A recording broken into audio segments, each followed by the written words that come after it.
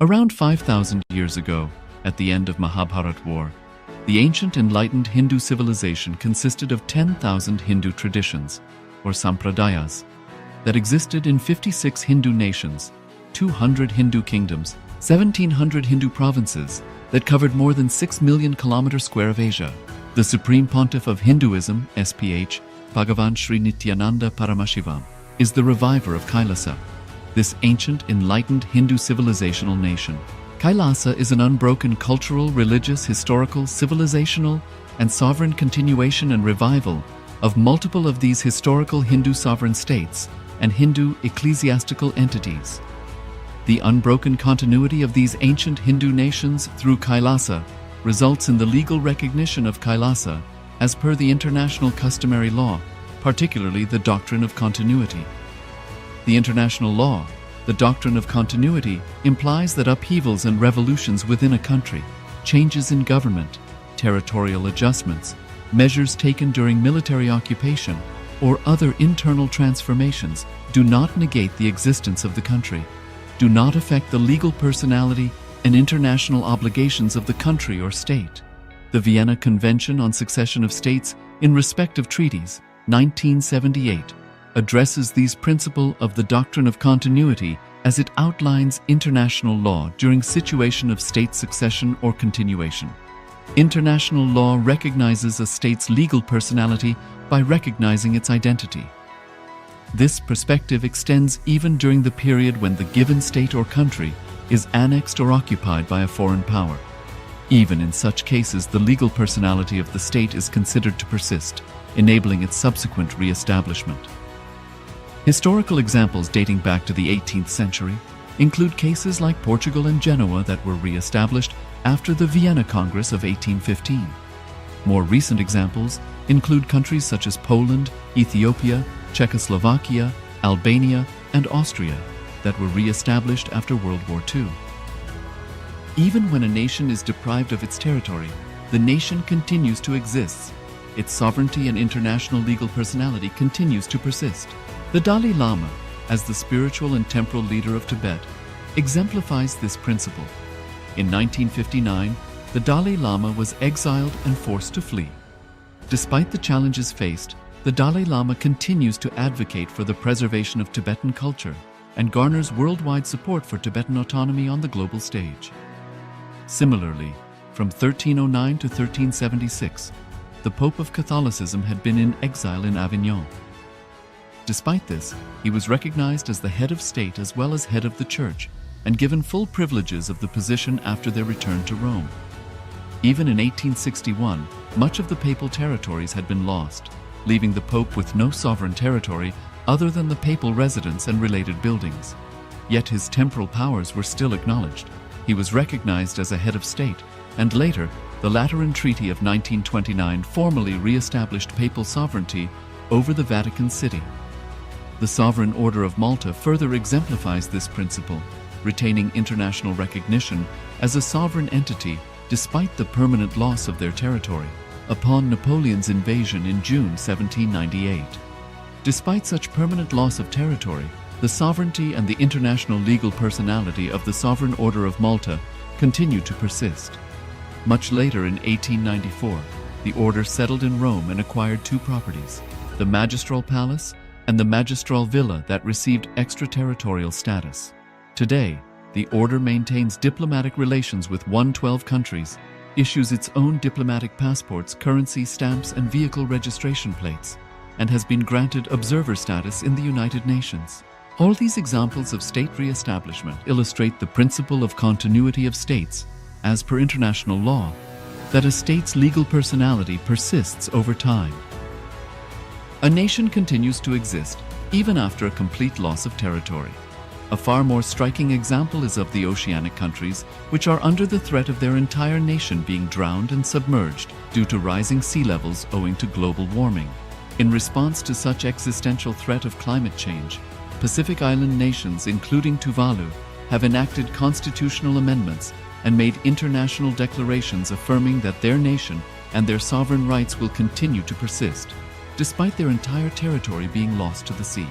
This proactive stance is highlighted in the Constitution of Tuvalu Act 2023 and the Pacific Islands Forum Declaration of 2021.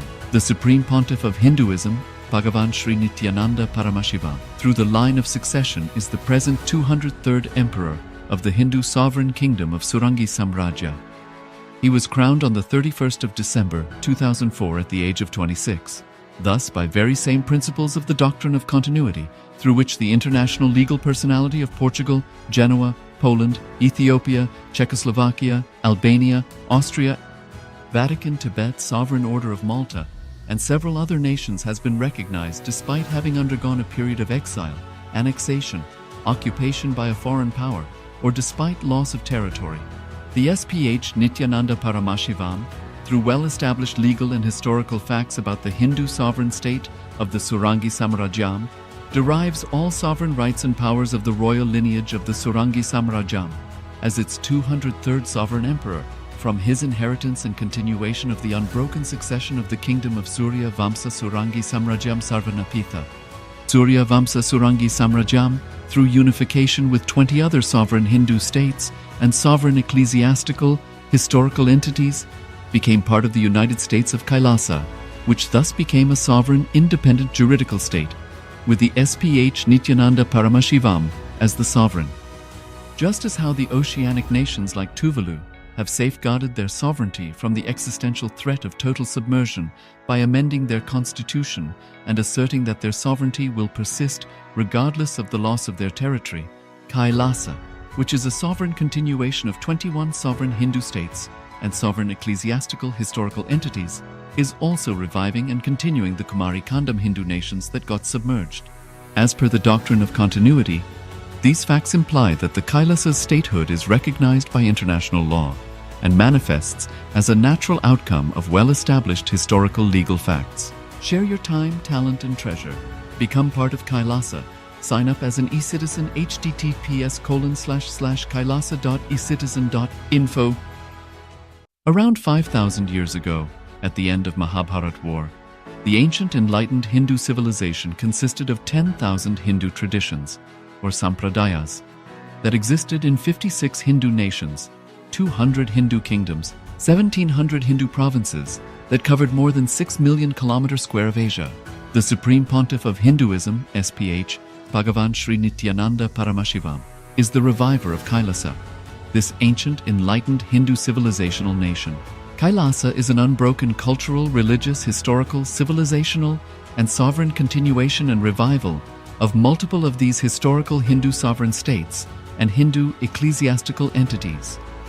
The unbroken continuity of these ancient Hindu nations through Kailasa results in the legal recognition of Kailasa as per the international customary law, particularly the doctrine of continuity.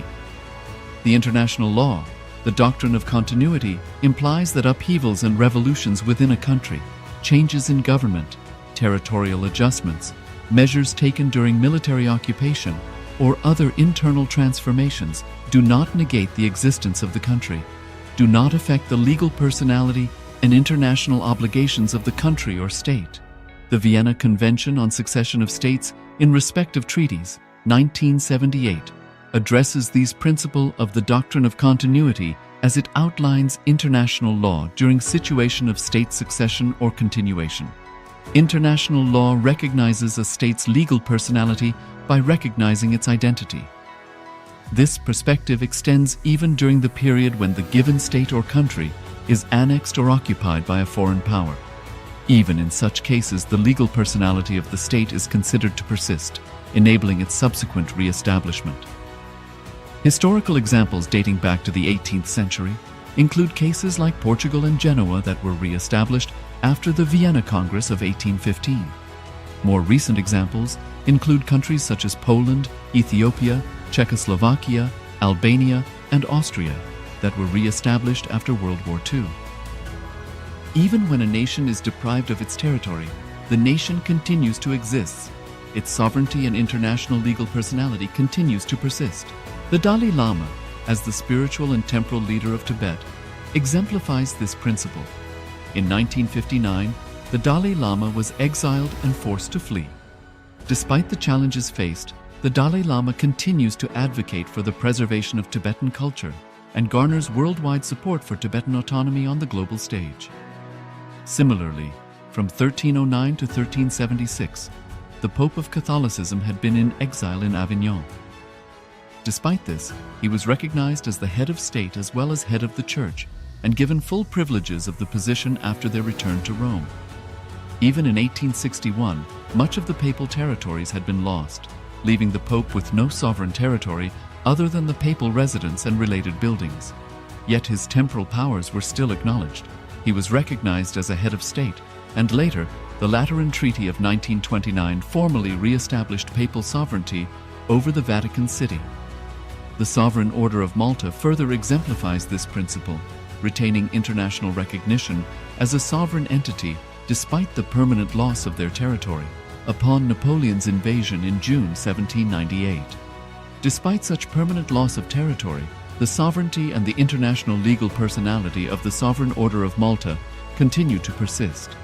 Much later in 1894, the order settled in Rome and acquired two properties, the Magistral Palace and the Magistral Villa that received extraterritorial status.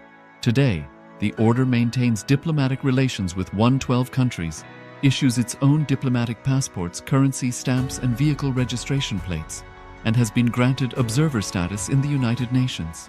All these examples of state re-establishment illustrate the principle of continuity of states, as per international law, that a state's legal personality persists over time.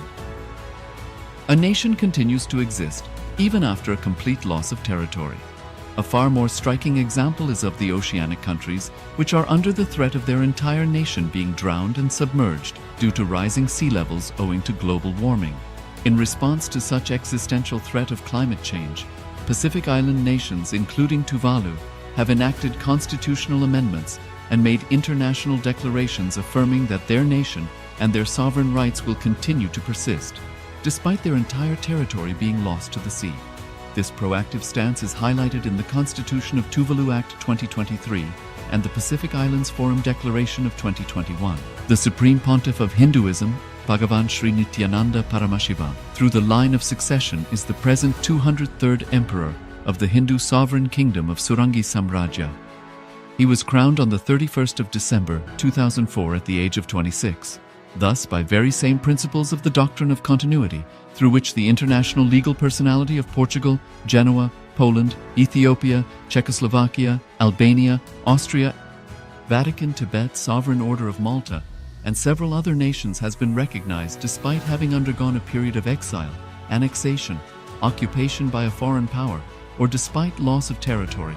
The SPH Nityananda Paramashivoham, through well-established legal and historical facts about the Hindu sovereign state of the Surangi Samrajyam, derives all sovereign rights and powers of the royal lineage of the Surangi Samrajyam as its 203rd sovereign emperor from his inheritance and continuation of the unbroken succession of the kingdom of Surya Vamsa Surangi Samrajyam Sarvanapitha.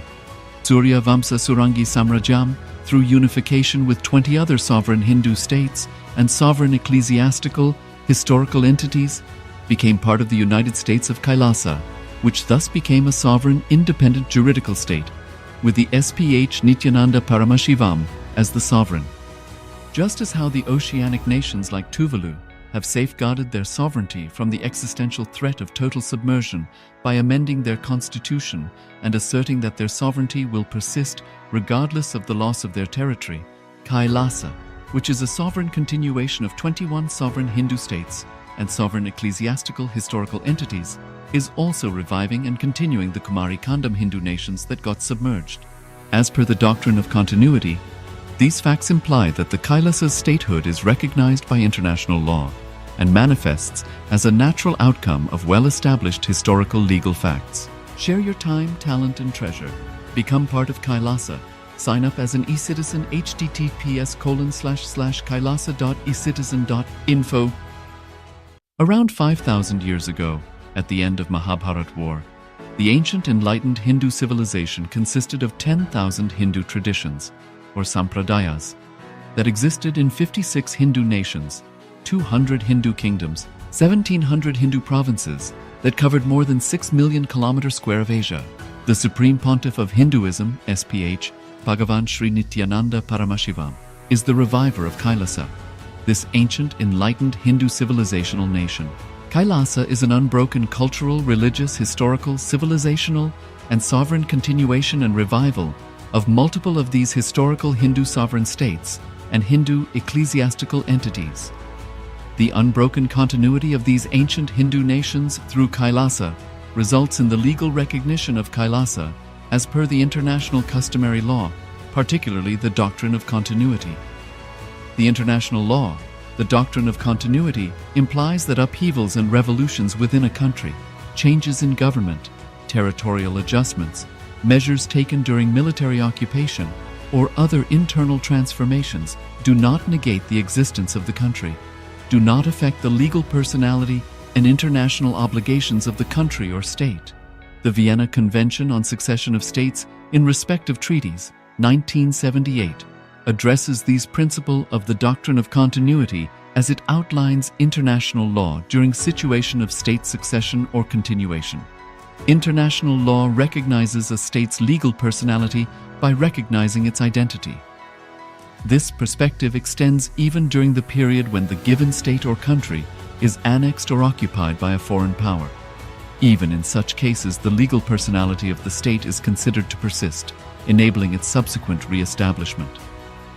Historical examples dating back to the 18th century include cases like Portugal and Genoa that were re-established after the Vienna Congress of 1815. More recent examples include countries such as Poland, Ethiopia, Czechoslovakia, Albania, and Austria that were re-established after World War II. Even when a nation is deprived of its territory, the nation continues to exist. Its sovereignty and international legal personality continues to persist. The Dalai Lama, as the spiritual and temporal leader of Tibet, exemplifies this principle. In 1959, the Dalai Lama was exiled and forced to flee. Despite the challenges faced, the Dalai Lama continues to advocate for the preservation of Tibetan culture and garners worldwide support for Tibetan autonomy on the global stage. Similarly, from 1309 to 1376, the Pope of Catholicism had been in exile in Avignon. Despite this, he was recognized as the head of state as well as head of the church and given full privileges of the position after their return to Rome. Even in 1861, much of the papal territories had been lost, leaving the Pope with no sovereign territory other than the papal residence and related buildings. Yet his temporal powers were still acknowledged. He was recognized as a head of state, and later, the Lateran Treaty of 1929 formally re-established papal sovereignty over the Vatican City. The Sovereign Order of Malta further exemplifies this principle, retaining international recognition as a sovereign entity despite the permanent loss of their territory upon Napoleon's invasion in June 1798. Despite such permanent loss of territory, the sovereignty and the international legal personality of the Sovereign Order of Malta continue to persist. Much later in 1894, the order settled in Rome and acquired two properties, the Magistral Palace and the Magistral Villa that received extraterritorial status. Today, the order maintains diplomatic relations with 112 countries, issues its own diplomatic passports, currency, stamps, and vehicle registration plates, and has been granted observer status in the United Nations. All these examples of state re-establishment illustrate the principle of continuity of states, as per international law, that a state's legal personality persists over time. A nation continues to exist even after a complete loss of territory. A far more striking example is of the oceanic countries, which are under the threat of their entire nation being drowned and submerged due to rising sea levels owing to global warming. In response to such existential threat of climate change, Pacific Island nations, including Tuvalu, have enacted constitutional amendments and made international declarations affirming that their nation and their sovereign rights will continue to persist, despite their entire territory being lost to the sea. This proactive stance is highlighted in the Constitution of Tuvalu Act 2023 and the Pacific Islands Forum Declaration of 2021. The Supreme Pontiff of Hinduism, Bhagavan Sri Nityananda Paramashivoham, through the line of succession is the present 203rd Emperor of the Hindu Sovereign Kingdom of Surangi Samrajya. He was crowned on the 31st of December 2004 at the age of 26. Thus, by very same principles of the doctrine of continuity, through which the international legal personality of Portugal, Genoa, Poland, Ethiopia, Czechoslovakia, Albania, Austria, Vatican, Tibet, Sovereign Order of Malta, and several other nations has been recognized despite having undergone a period of exile, annexation, occupation by a foreign power, or despite loss of territory. The SPH Nityananda Paramashivoham, through well-established legal and historical facts about the Hindu sovereign state of the Surangi Samrajyam, derives all sovereign rights and powers of the royal lineage of the Surangi Samrajyam as its 203rd sovereign emperor, from his inheritance and continuation of the unbroken succession of the kingdom of Surya Vamsa Surangi Samrajyam Sarvanapitha. Surya Vamsa Surangi Samrajyam, through unification with 20 other sovereign Hindu states and sovereign ecclesiastical, historical entities, became part of the United States of Kailasa, which thus became a sovereign, independent juridical state, with the SPH Nityananda Paramashivoham as the sovereign.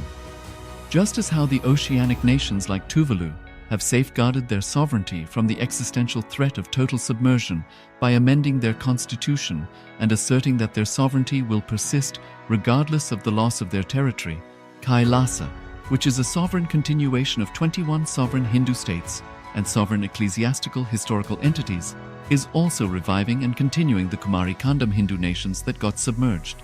As per the doctrine of continuity, these facts imply that the Kailasa's statehood is recognized by international law and manifests as a natural outcome of well-established historical legal facts. Share your time, talent, and treasure. Become part of Kailasa. Sign up as an eCitizen https://kailasa.ecitizen.info.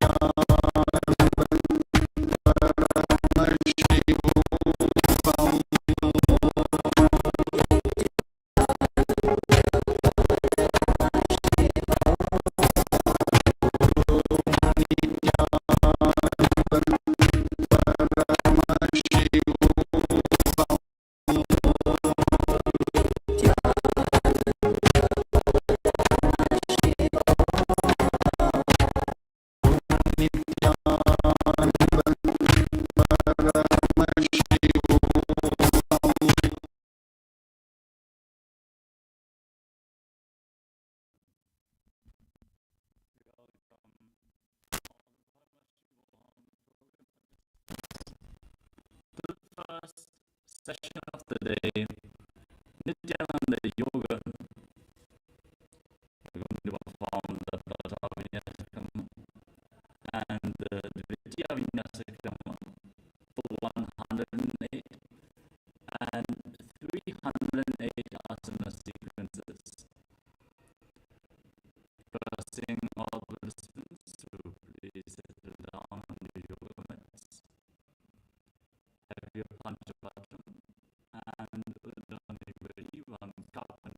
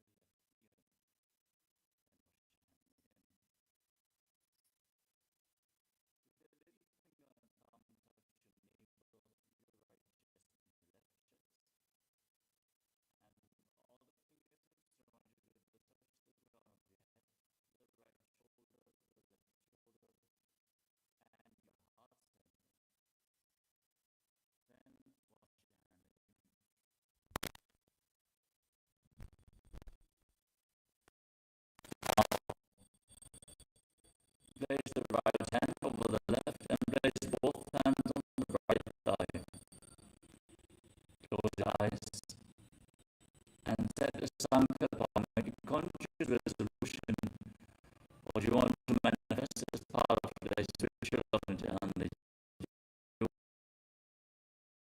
yoga, hold this visualization as we hold space to manifest the yogic body and Vedic mind and chant the Sankalpa mantra.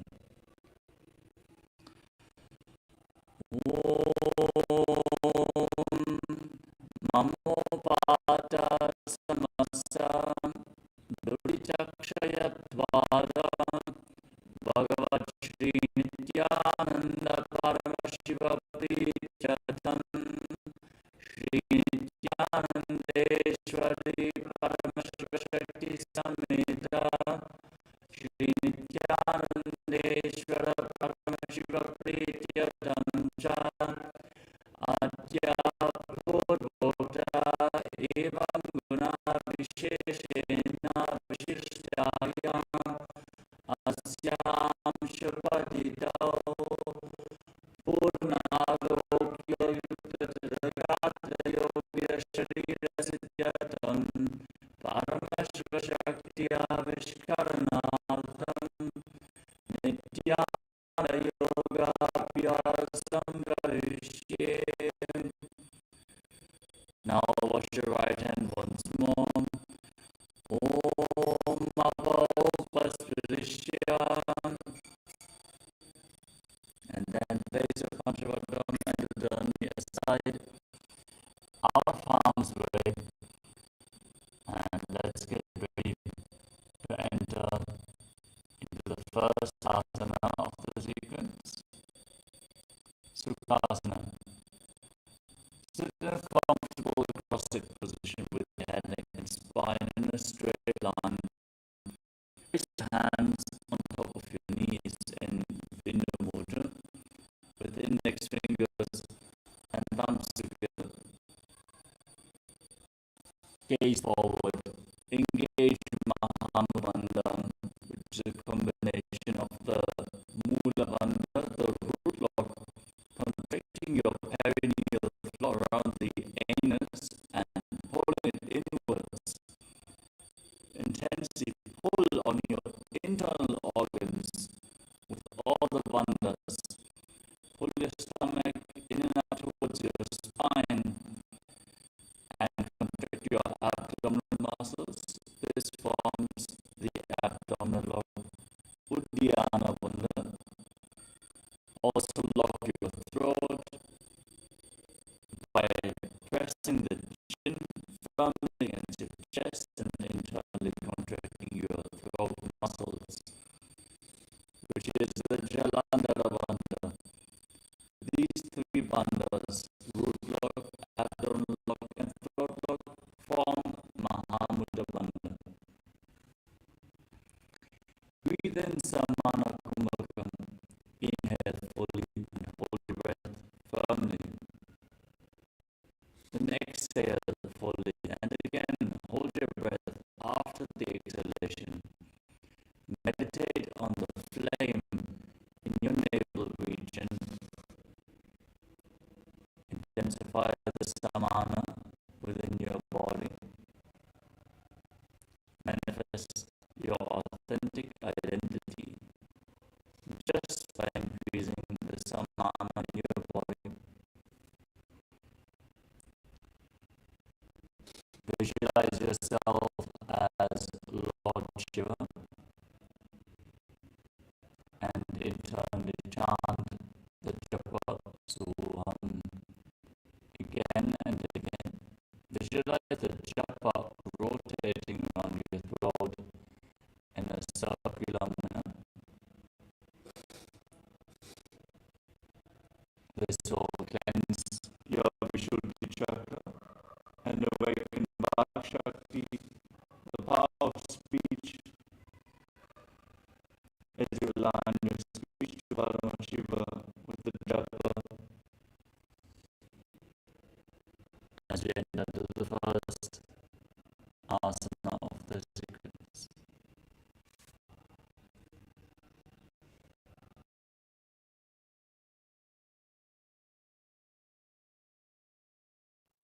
Sukhasana.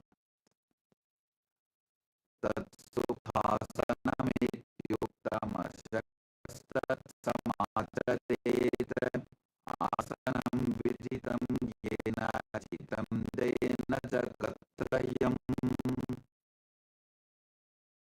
Parvatasana. Now place your feet on top of opposite thighs. Sit in Padmasana. Join your palms and raise them up above your head in Anjali Mudra. Engage Mahamudra Bandha, all three bandhas, and visualize yourself as Mount Kailash.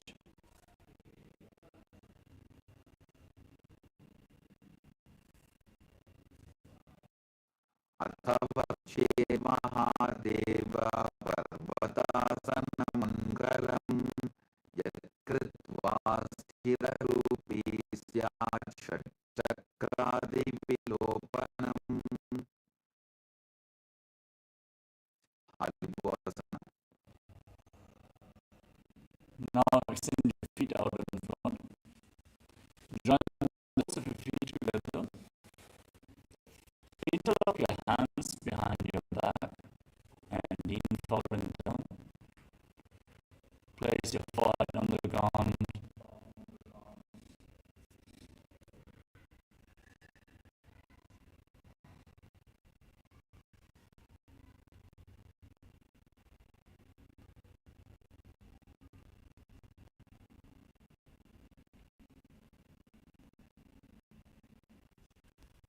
Just behind the hips. And gaze to your nose as you visualize Swamiji in Halibhasana. Purava Vidyahu Me Jano Ubhai Pagathali Samputadhano Vishtupachedo Bhukalyaho Dachinakaraso Vamadahavo. Nadi Bhavasana. Now rise up, extend your arms out in front. Cup your palms and place them on the ground in front of your feet. As you bring your forehead on the ground behind the heels once more, gaze to your nose, engage Mahamudra Bandha and visualize yourself as a snake. Purava Vidipari Agani Hovi Bahuni Panashyulakadi Agane Dhati Lagabe Pasarito Buhatji Anjuli Kare. Kokilasana. Now, keep your hands in Prana Mudra. Extend index and middle fingers and hold onto your little and ring fingers with the thumbs. Then catch your big toes. Extend your legs forward and straight. Lift them up. And then cross your legs into Padmasana and lean forward and down onto your elbows. Engage Mahamudra Bandha, all the bandhas, and visualize yourself as a bird. Athanyadasanam Vakshye Nasiddho Bhavinaraha Akasmat Vayu Sanjaram Kokilakshyanena Cha. Nityasana. Now stack your knees and your ankles. Sit in Ardha Padmasana. Hold on to opposite elbows and start rotating your arms in wide circles. Gaze at the nose, engage the root lock, abdominal lock, and throat lock in Mahamudra Bandha. Visualize Swamiji, and every once in a while change the direction of the movement in Nityasana. Gora Vama Siddhi Ashrama Shili Soya Dachicharna Kovaralota Paripulpa Samoja Vamapadako Mahilau Baburo Pulpatudana Taparigoda Dachi Ashbarali Dhana Gajasana. Now place your palms flat on the ground and raise your hips up high. Scoop your head and chest forward and down again and again, pulling your stomach in and up in the Jhana Bandha and visualizing yourself as an elephant in Gajasana. Nyuktam Padagre Bhumo Pritvalambi Bhuyamastakagre Nitayam Nitambam Urdhvamunnamaya Nabilaksham Bhumo Nasika Maninya Rudrasana. Now alternate pushing your heels to the ground, lifting the other heel up again and again. Engage Uddiyana and visualize yourself as a bear in your Vrikshasana. Ekaikam padama punja gajanam kuryat Vrikshāsanam bhavati. Varishasana. Now rise up, stand on the tips of your big toes. Try to lift the other toes off the ground, bring your hands to the chest. In Hridaya Mudra with index, middle and ring fingers joined together. Keep your elbows raised, engage Uddiyana Bandha and visualize Swamiji in Vaishyasana.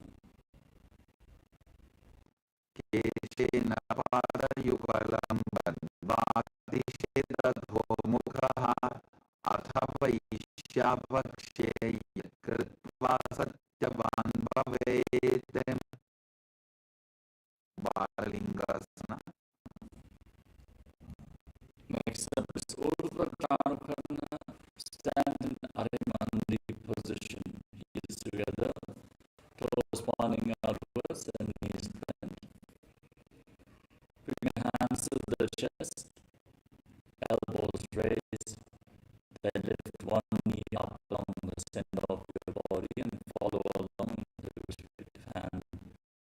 Gracefully move your arms and legs in synchronicity in Urdhva Chanukarna.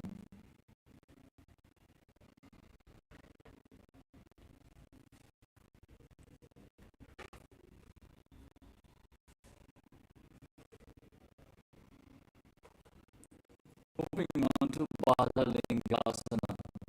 Now interlock your fingers from the outside in Sarva Shankari Mudra. Towards the chest, pull it close with both hands. Engage Mahamudra Bandha and visualize yourself holding a baby. Ekam janupulasi alingya sthatavyam balalinganam bhavati. Padrijanasana. Now pull the foot behind towards the buttocks with both hands interlocked in Parashmudra. Keep your knees together. Stand straight, engage Mahamudra Bandha, all three bandhas, and visualize Swamiji in Paramashivoham. Sthitvaikasmin padatale karabhyam veshtayetanam krishte samsapya yadena padapidanamasana. Natarajasana. Now hold the sole of the foot from the inside and kick the leg back enough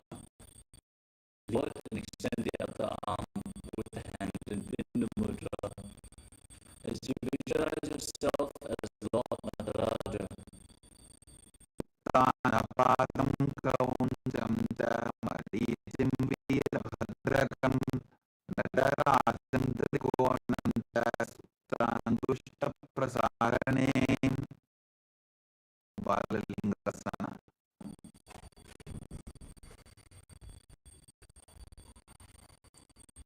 Now, again, you have to feel out the neos. All the wonders engaged, visualizing yourself holding the baby. एकं जानुपुरसि आलिङ्ग्य साधव्यं बाललिङ्गं भवति बाललिङ्गसन Now, pull the foot behind towards your buttocks. Stand straight. All the wonders engaged. Inhale fully into your navel and hold your breath. Then exhale fully. Again, hold your breath. Feel the flame being intensive on your navel region. Visualize Samji and Bhavan on the other side.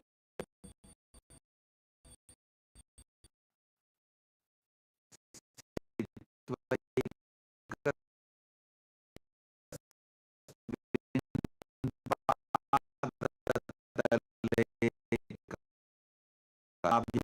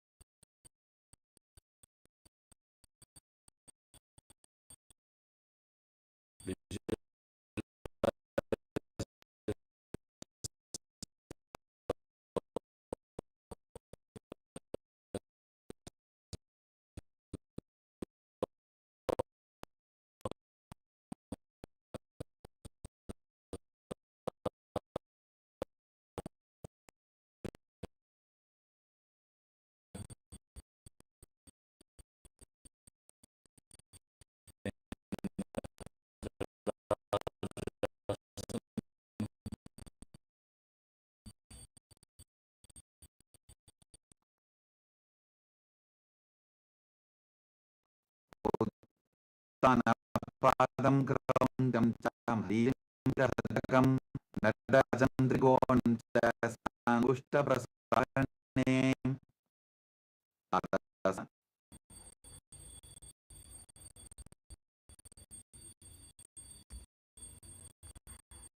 Moving on to Advaita from Arimundi.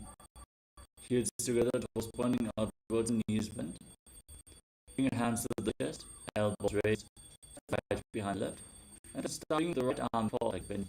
Fully move your fingers on one, your right over your nose, and your ankle still left behind. Repeat on the other side.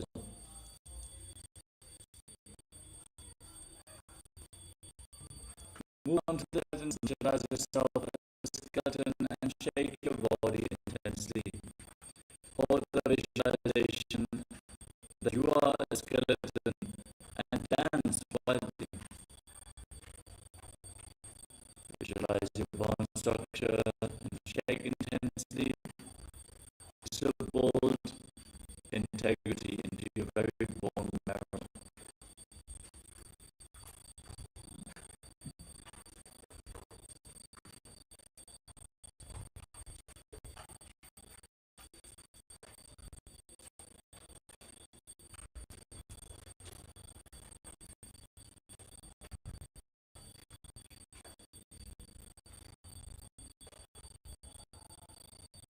Next up is Karichinakana from Arimandi. Cross your arms over the both of you. With your palms facing backwards. Turn your body to one side and open up your arms. Cross them as you return to the center and open them again to the other side again and again.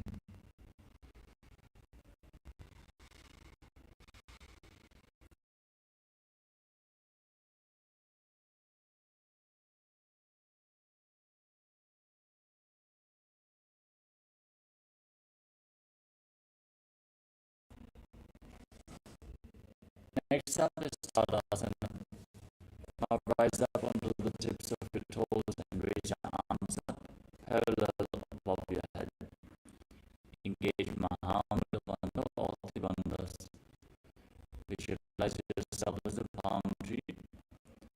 Breathe in Samana Kumaka. Inhale, exhale fully and hold your breath after each in and exhalation. Meditate on the flame and inhale and internally chant Paramashivoham in Tadasana.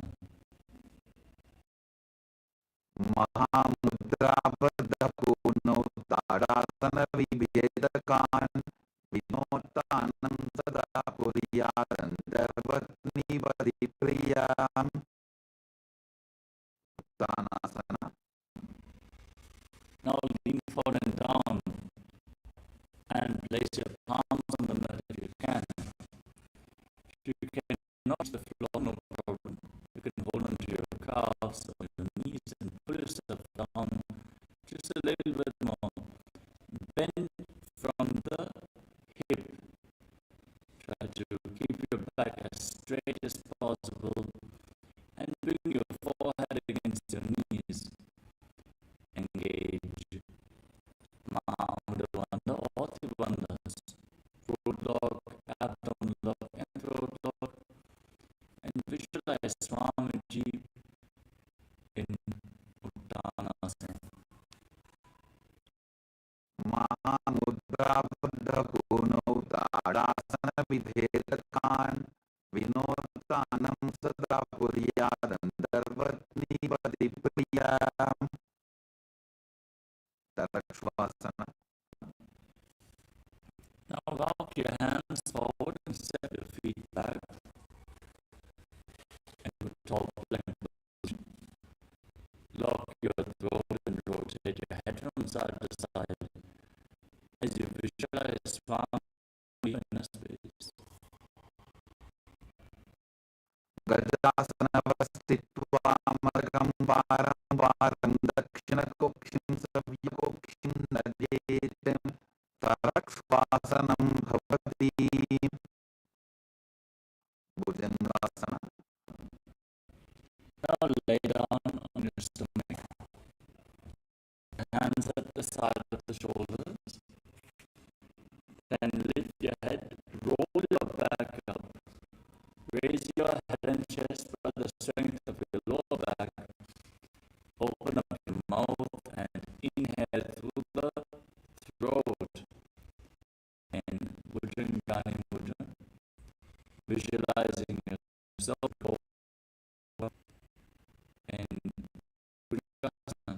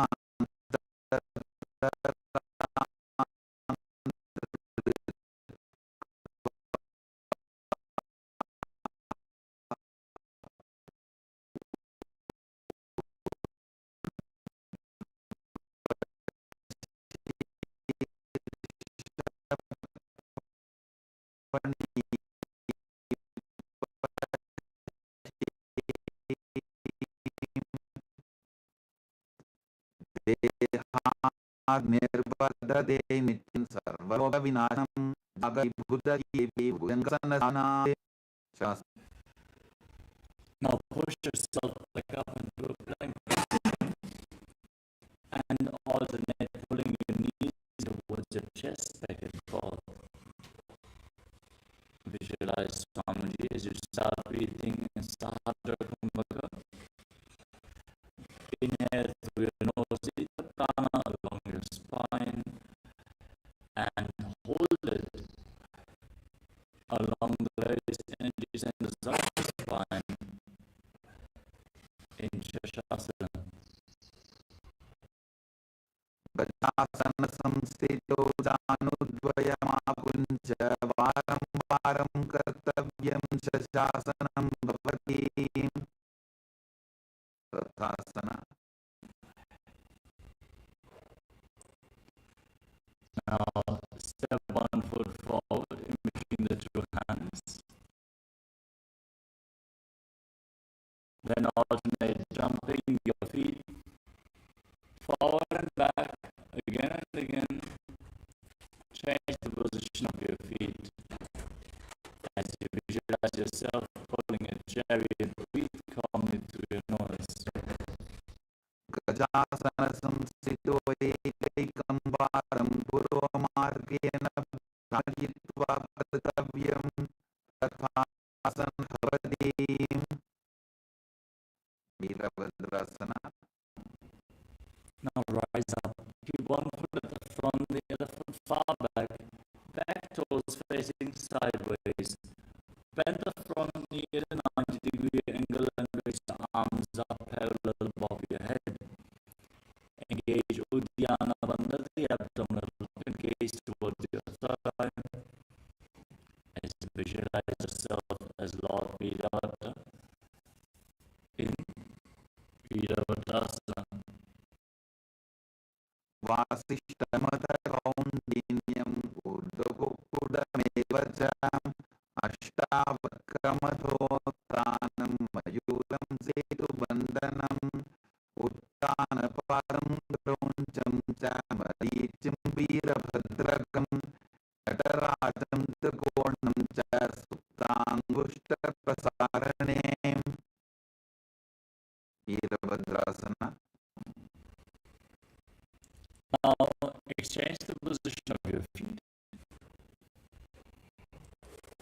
Again, bend the front knee, raise your arms up, pull your stomach in and out, gaze towards your third eye, and visualize yourself having 8 arms as Lord Vidavada. वासिष्ठमतकौन्दिन्यम् उर्ध्वगोकुलमेवचाम् अष्टावक्रमतोत्थानं मयूरं सेतुबन्धनम् उत्थानपादं क्रौञ्चं च मरीचिं वीरभद्रकं नटराजं त्रिकोणं च सुप्ताङ्कुशप्रसारणे वृक्षासन.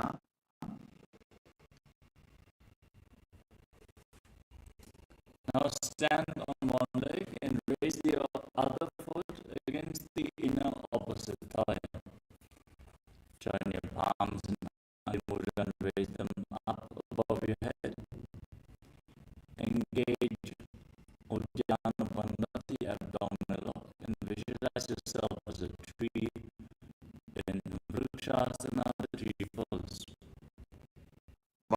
वामोरुमूलदेशे च याम्यं पादं दिधार्यतो तिष्ठेत्तु वृक्षवद्भूमौ वृक्षासनमिदं विदुः.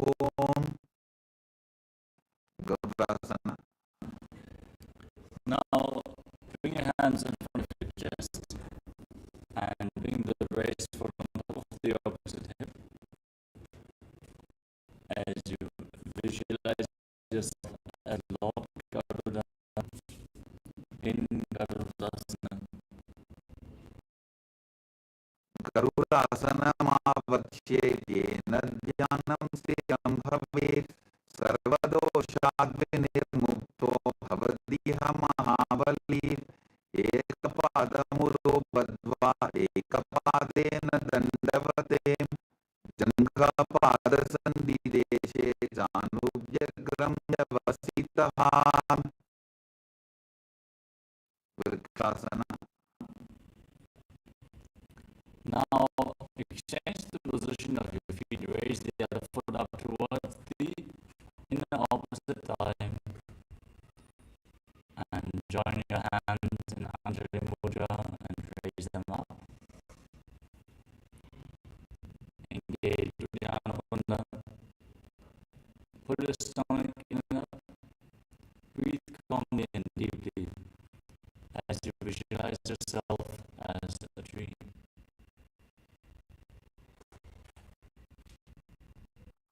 वामोरुमूलदेशे च याम्यं पादं निधार्यतो तिष्ठेत्तु वृक्षवद्भूमौ वृक्षासनमिदं विदुः. Gavrasana. Now bring the raised foot on top of the opposite hip. Your hands in Namaskara Mudra in front of your heart and visualize yourself as Lord Garuda. गरुडासनमावक्ष्ये येन ध्यानं स्थितं भवेत् सर्वदोषाद्विनिर्मुक्तो भवतीह महाबली. एकपादमुरो बद्ध्वा एकपादेन दण्डवते जङ्घापादसन्धिदेशे जानुभ्यग्रं व्यवसितम्. Trikonasana.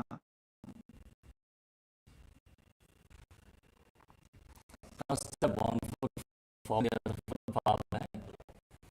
Back toes facing sideways. Extend your arms out parallel to the ground. Lean forward and down with one hand by the foot, the other arm pointing up to the sky. Gaze up along the raised arm and visualize the opposite triangle. Breathe calmly through your nose. Lead the prana along your spine and hold your breath in the various chakras of your body one by one. उत्थानपादं क्रौञ्चं च मरीचिं वीरभद्रकं नटराजं त्रिकोणं च सुप्ताङ्कुशप्रसारणे. Trikonasana. Rise up, exchange the position of your feet and lean down to the other side. Gaze up along the raised arm. Visualize yourself as a triangle.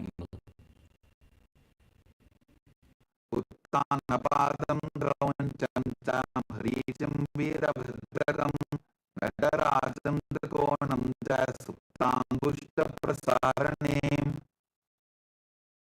Ankushtasana. Next up is Nikuttakakarana from Arimandi. Heels together, toes pointing outwards and knees bent. Bring your hands in front of the chest with the palms facing each other.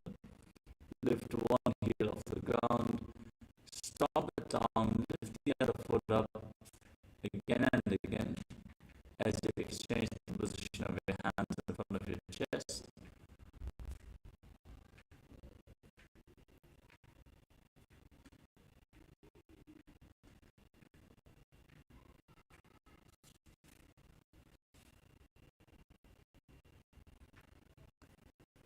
As you move on to Angushtasana.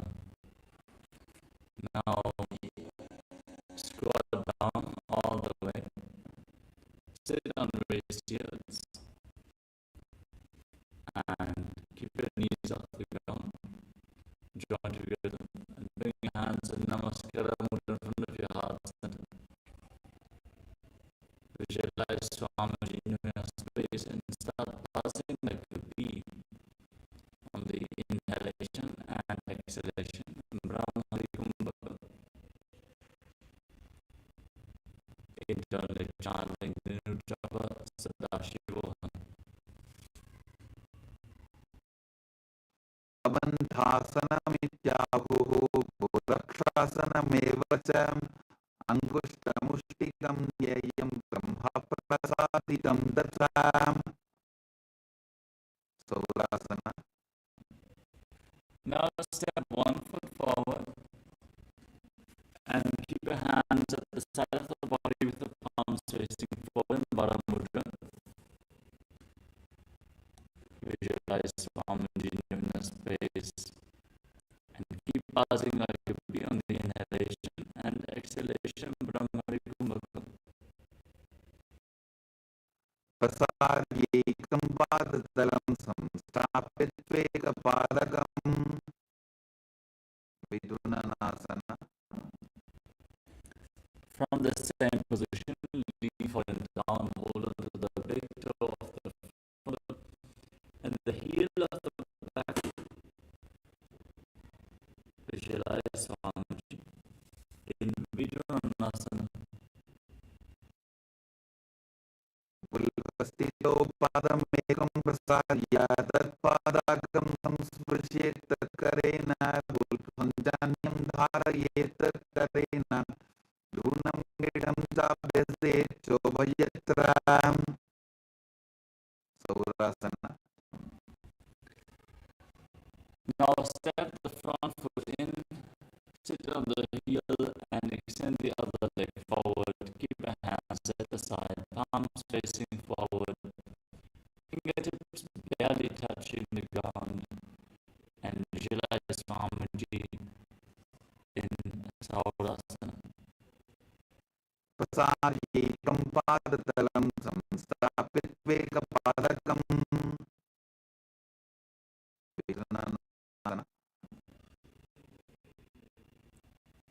Now lean forward and down and hold onto the big toe of the front foot and the back heel and visualize Swamiji in your inner space. Pulvastito padamekam prasarya tatpadakam samsprishyet karena pulpanjanyam dharayet karena dhunam gedam jabhyase chobhayatram. Brahmashuddhasana. Now step both feet in and separate your knees. Place your hands on top of your knees with the palms facing up. Lock your throat and gaze through the gap between the palms. And visualize Swamiji in your inner space. Keep passing like a bee in Brahmari Kumbhaka on the inhalation and the exhalation in Brahmashuddhasana. Dobhutnava Moe Vaise, Edito Burani Vaise, Korabakadalyaki Mahili, Aismahera Shemili, Kapilasana. Now drop your knees to the mat. Sit on raised heels, keep your toes tucked. Keep your hands on top of your thighs. Pull your stomach in and up and down abundant. Gaze towards the tip of your nose and visualize yourself a sage Kapila Muni. Keep chanting Sadashivoham internally. Ubhai Bakali Samharave, Tinko Mahili Kor Milave, Panapani Kukara Hoye Vaise, Edito Buzoni Nivese, Bhadrakorakasana. Now maintain the same position. Lift your gaze towards your third eye and visualize Swamiji in your inner space. Dogo Bakali Samputakale, Koravarali Bhupadithale, Koravarali Rafi, Rafi Varadi Kivese, Suryasana. Now raise your heels off the ground. Join the thumbs and little fingers and open up your palms, resembling a lotus flower in Padma Mudra. Keep your knees wide apart and raise your arms up straight above your head. Gaze up through the gap between the palms. Gaze with one another and visualize those who are in your space. Edito Bhupatriyane Pranapani Betak Nithane Godaranga Adharit Karitahe Adevam Isi Vidikahe Mandukasana. Now, drop down to the ground, place the top of the feet flat on the mat, and keep your toes touching behind your back as you sit in between your heels. Keep your hands on your knees. Press your tongue up firmly against the pad of your mouth, the Mandukya Mudra.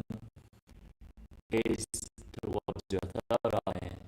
Visualize yourself as a frog. Stop buzzing. Now just breathe calmly through your nose. And leave the prana along your spine and Sahara Kumbhaga in Mandukasana.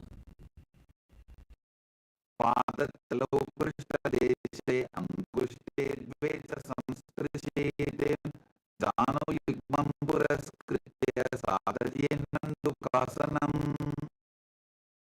Uttanamandukasana. Maintain the same position, but lift your hands up and behind your back, holding onto opposite shoulders. Keep your elbows firmly pressed against your head as you engage Uddiyana Bandha. Pull your stomach in and up. Press your tongue up against the pad of your mouth, Mandukya Mudra, and visualize yourself as a frog in Uttana Mandukasana. Mandukasana Madhyastam Koparabhyam Dhritam Shiraha Etadhyekavaduttanam Etaduttanam Mandukam Simhasana. Now, cross your feet and sit on the raised heel. Place your hands on your knees. Gaze to the tip of the nose. Stick your tongue out and exhale forcefully through your mouth again and again. As you visualize yourself as a lion in Simhasana. Dakshinam Savyagulpena Dakshinena Dathetaram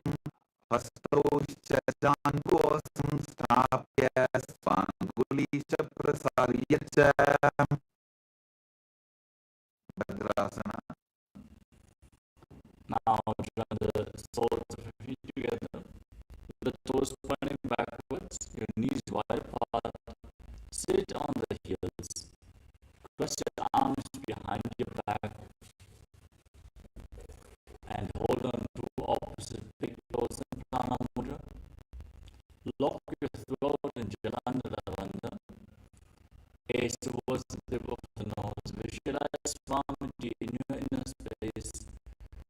And again start buzzing like on the inhalation and exhalation. Brahmani Kumbhaka in Vajrasana. Gulbhautashanasyaadhodyutramen samahitah padangulshokabhyam chatripajaprishtadeshatah. Kakabusandhyasana.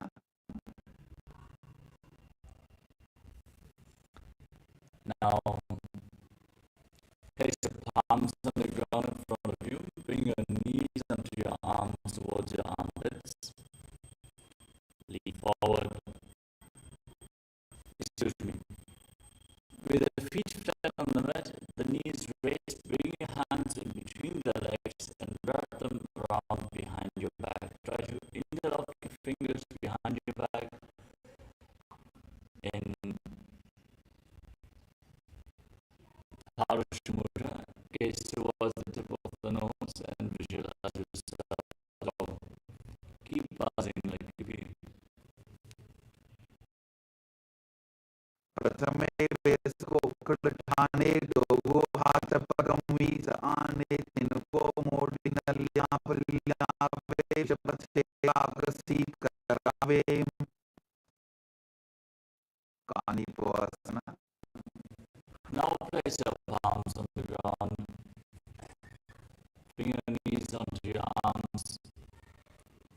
Lean forward. Find balance. Lift your feet off the ground. And visualize Swamiji in your inner space.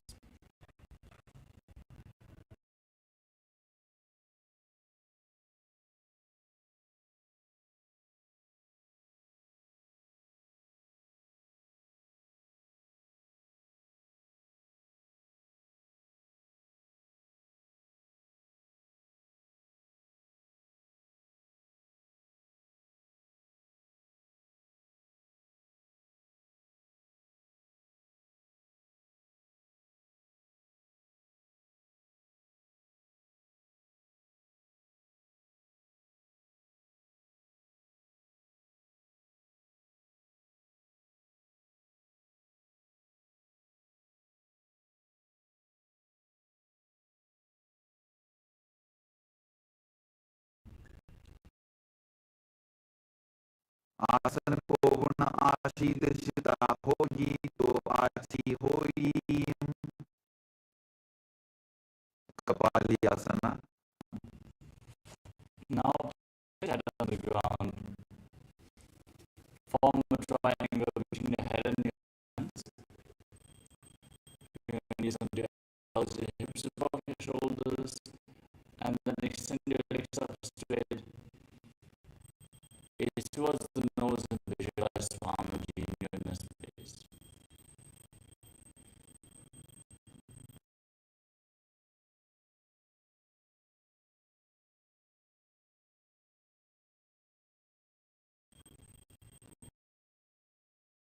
Sisha sisha hati leki pabdo bhumi liva uta pukade.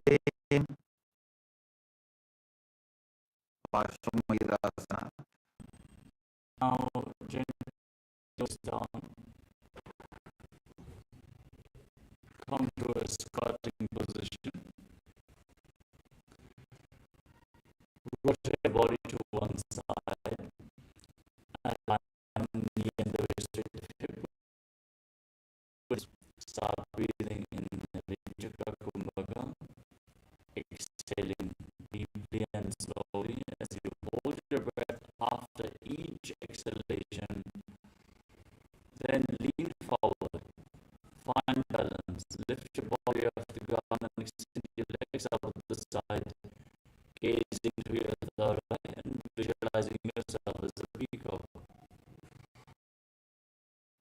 Mayurandandavad Kuryan Mayurandandanamakam Kuryan Mayuram Parshvabhyam Mayurapashvanamakam Parshvamayurasana. Now twist your body in the opposite direction. Lean forward, extend your legs out to the side, balancing your arms and visualize yourself as a peacock. Mayurandandavad Kuryan Mayurandandanamakam Kuryan Mayuram Parshvabhyam Mayurapashvanamakam Vairaganathasana. Now walk your hands forward, step your feet back into a tall plank position. Then step one foot outside the rotated shoulder in between the two hands. Push your hips forward, lift your head towards the third eye, visualizing yourself as Lord Kala in Bhairagana. आसन को पुनर्पीति जाई वैरागनाथासन. Now exchange the position of your feet. Step the front foot back, bring the other foot forward in between the two hands. Gaze up, push your hips forward, and exhale fully, holding your breath after the exhalation as you visualize yourself as Lord Kalabhairava. आसन को पुनर्पीति जाई उन्मुख पीठासन.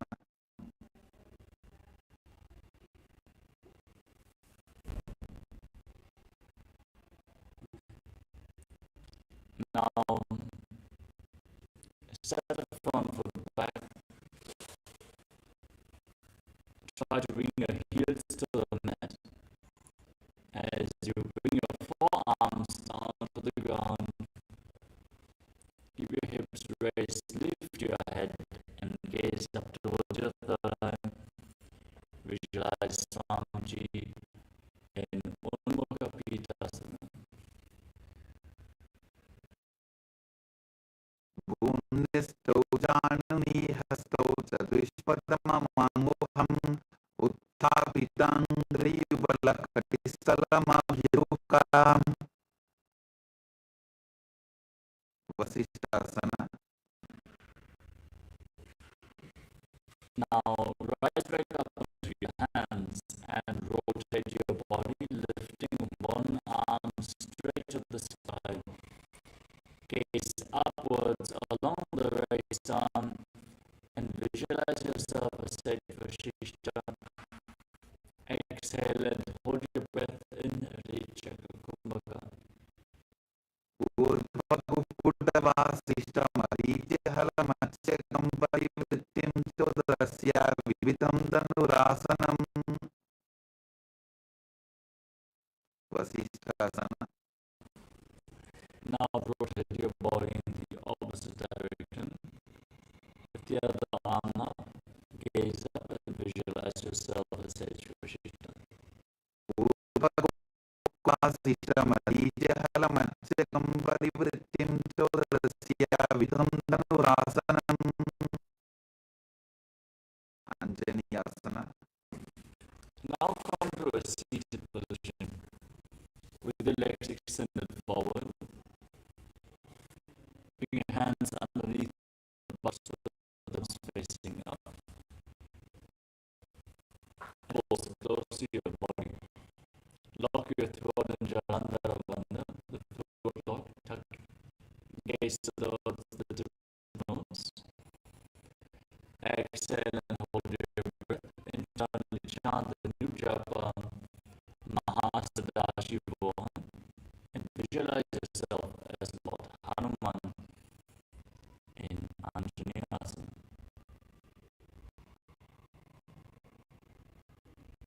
Dobu karki ube hadeli ko davarli meile vreli भूपरिदासे Mahane अंगुलिमिलिदासे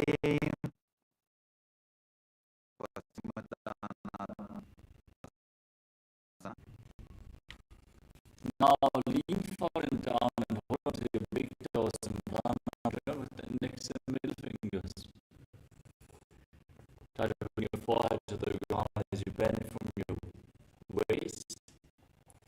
Try to keep your back straight, push your chest out, engage Mahamudra Vanda, all three Vandas, and visualize Swamiji in your inner space.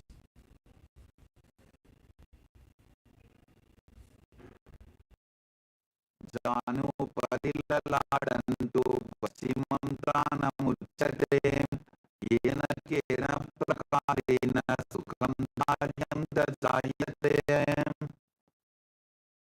Ugrasana.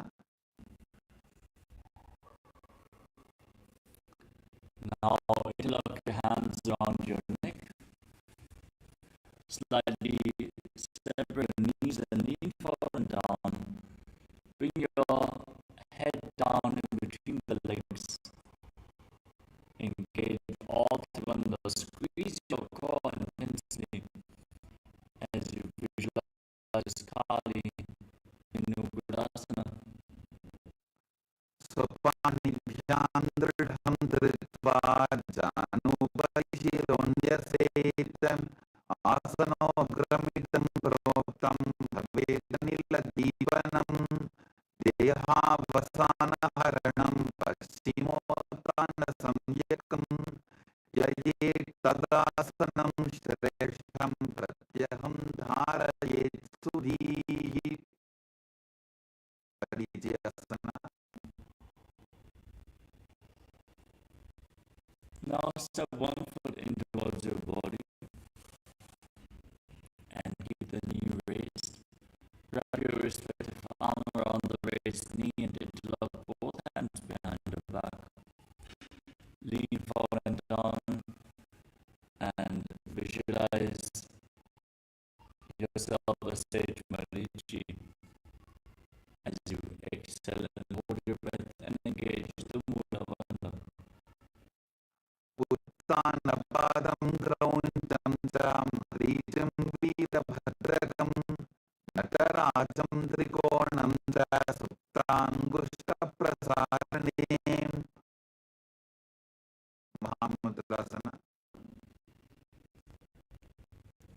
Now drop the wrist into the side. Keep the heel firmly pressed against your knee and lean forward and down. Hold onto the front foot with both hands. Exhale, hold your breath, gaze to your nose, visualize Swamiji.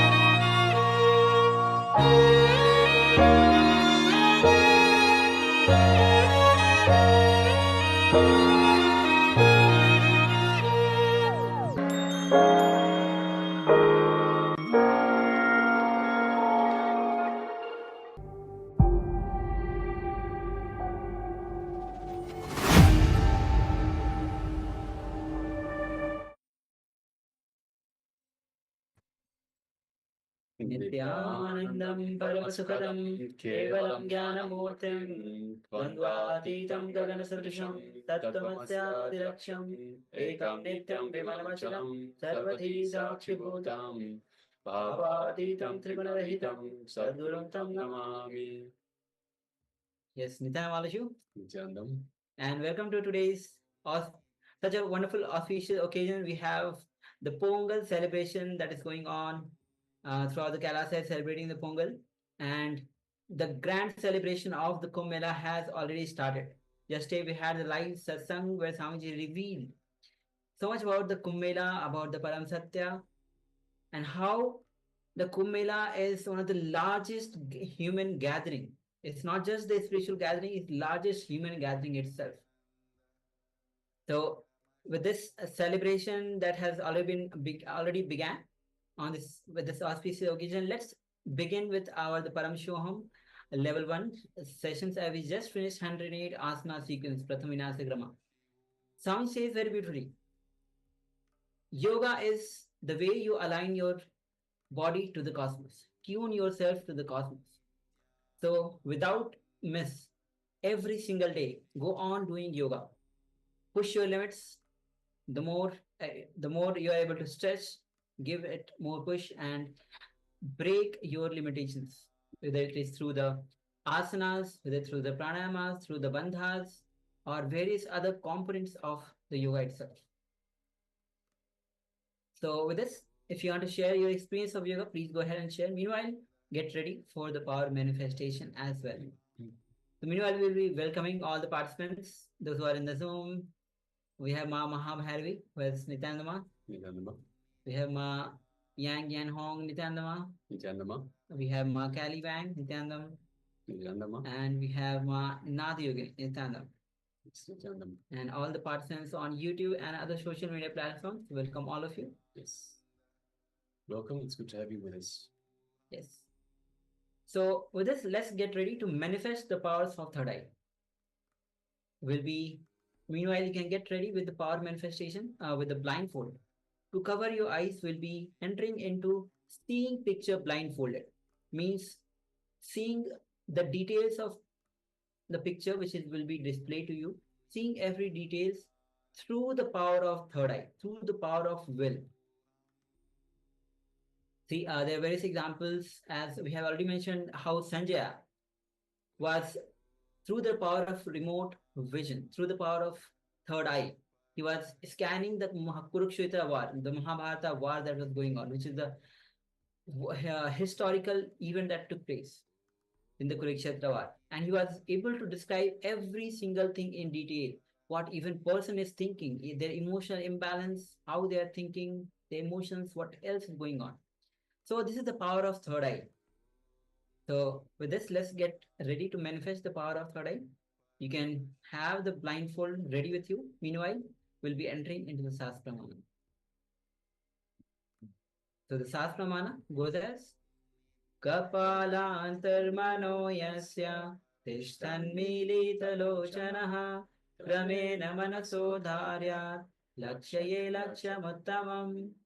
Translation of this verse goes as, by fixing the mind on the inner space within the crown center and sitting stably without any movement, having the eyes closed in succession, by that stability of the mind and the inner space through the power of third eye, one directly sees the ultimate goal, Lakshya, by having the vision beyond the sight that reveals any object or place, attaining the space of oneness with the source Paramashiva.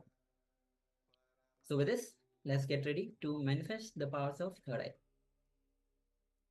Yes, so requesting participants, let us gather our eye bands. If you haven't already done so, please gather the eye band and put on your eye bands. If you don't have an eye band, you can use any piece of cloth that is opaque in nature, such that you cannot see through this material. And let us get ready. Let us sit comfortably with the head, neck, and spine in a straight line. So this facilitates the flow, the free flow of Kundalini Shakti through our body, further helping us in this power of third eye vision. So let us Sit comfortably with the head, neck, and spine in a straight line. And let us bring our awareness to our inner space, our Ananda Kanda, which is just below the heart center.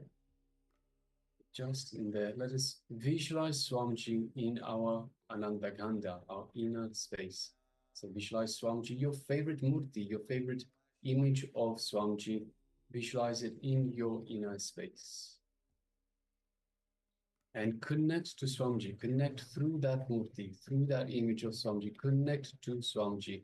Kindle that feeling connection to Swamiji and feel it getting stronger, more powerful.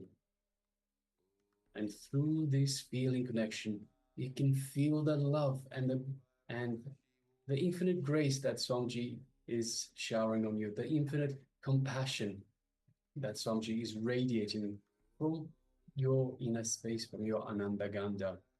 So for those of you that have just joined us, we're just about to enter into the first round of power manifestation. So if you have your eye bands, you can put on your eye bands and get ready for the third eye power. And bring your awareness to your inner space, connecting to Swamiji in your inner space. Feel the space of oneness with Swamiji in your inner space. Now from this space of oneness, let us move our gaze, our awareness to the third eye, just between the eyebrows. Now, the third eye, so just between our eyebrows, the Anya chakra. Let us visualize Swamiji in our third eye and just gently look through the third eye into Swamiji's third eye. So when we look through the third eye, we create a connection. We feel a connection, energetic connection to Swamiji's third eye. So let us feel, let's just sit in restful awareness, comfortable.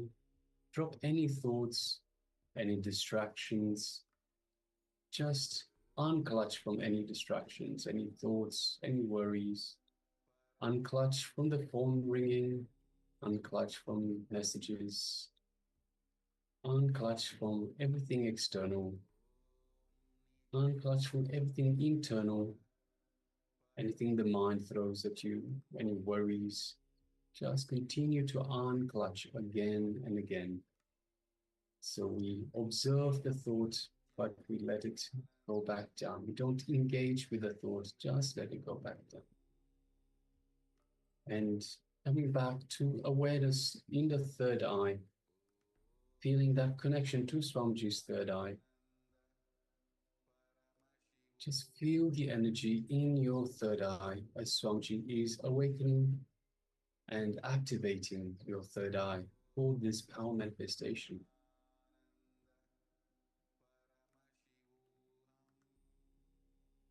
Now let us chant the Mahavakya to further connect to Swamiji. Om Nityananda Paramashivoham. Om Nityananda Paramashivoham. Om Nityananda Paramashivoham. Let's continue to chant the Mahavakya, and from the space of oneness with Swamiji, and from this feeling connection, let us start manifesting the power of third eye vision, seeing pictures blindfolded through the third eye alone. The image is being displayed for you now. Let us begin.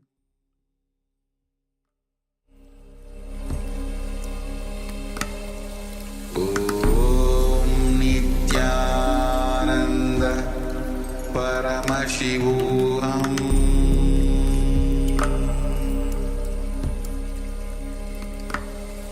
Om Nityananda Paramashivoham.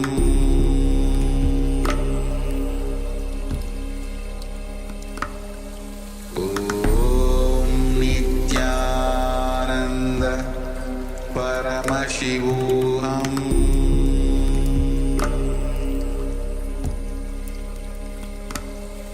Om Nityananda Paramashivoham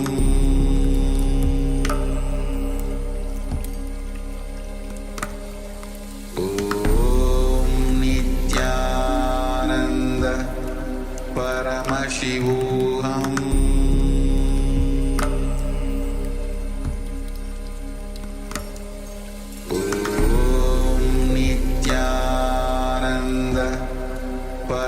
Paramashivoham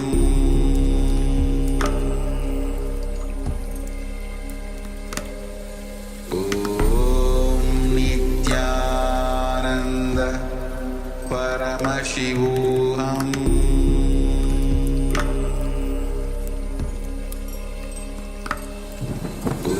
Om Nityananda Paramashivoham Paramashivoham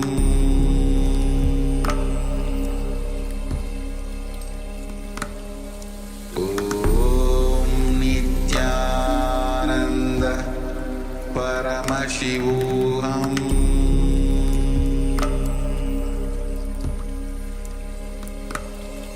Om Nityananda Paramashivoham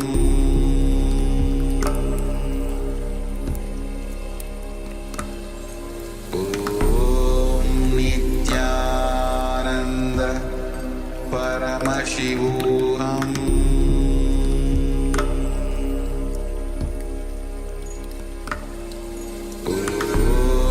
Nityananda Paramashivoham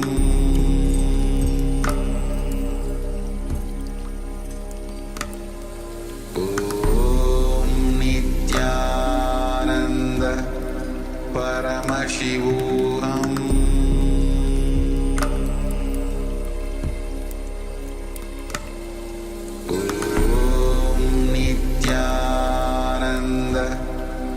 Paramashivoham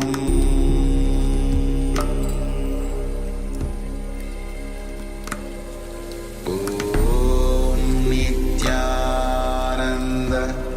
Paramashivoham Om Nityananda Paramashivoham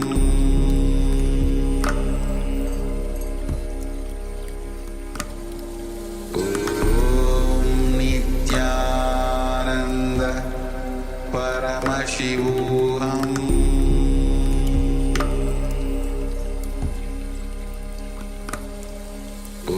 Om Nityananda Paramashivoham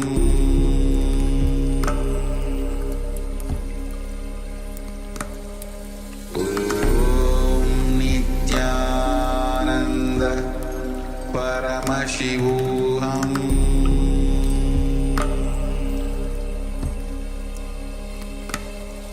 Om Nityananda Paramashivoham Om Nityananda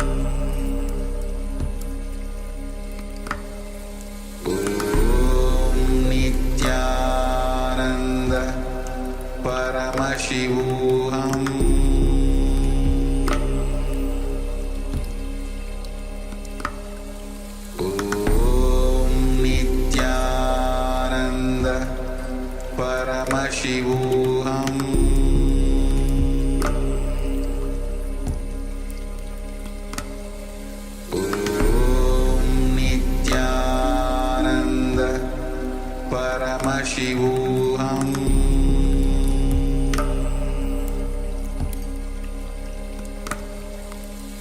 Om Nityananda Paramashivoham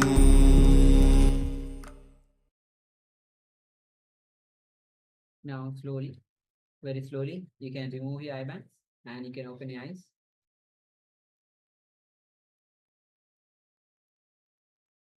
Yes. So take a moment and share what was revealed to you through your third eye. What Swamiji revealed to you through your third eye. So please go ahead and share.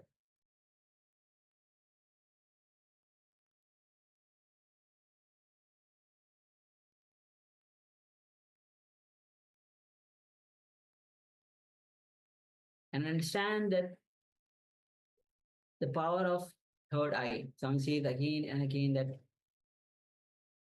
third eye, we really, really have it. It is an intra-organ that all of us have it. So whether through the, okay, we have Ma Nadi Yogini who says tape. Okay, thank you for sharing.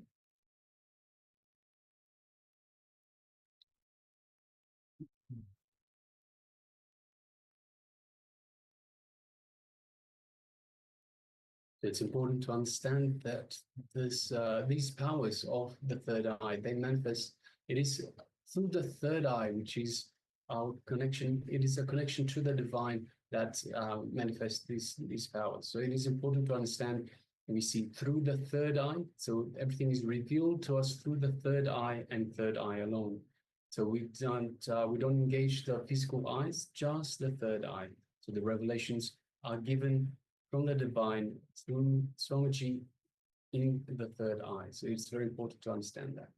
And also, it's also important to understand that the mind and logic has nothing to do with power manifestation. So power will not manifest if you engage your mind, your logic. Just because of that, it has nothing to do with logic. It is all the feeling connection. It is all about connection to the divine. So that's why at the start, we unclutch from the mind, unclutch from any thoughts that come, because the thoughts will cloud our connection, will cloud our revelations, whatever is being revealed to us in the third eye. So it's important to understand that. So we have Ma Nada Yogini that shares tape, cup, and tea. Yes, thank you very much for sharing, Ma.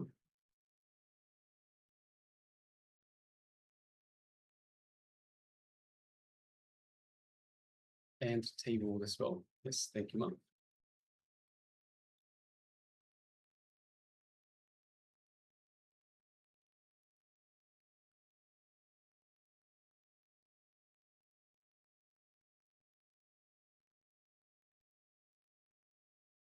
Ma Nada Yogini also says sapling and sugar cane. Yes, thank you, Ma.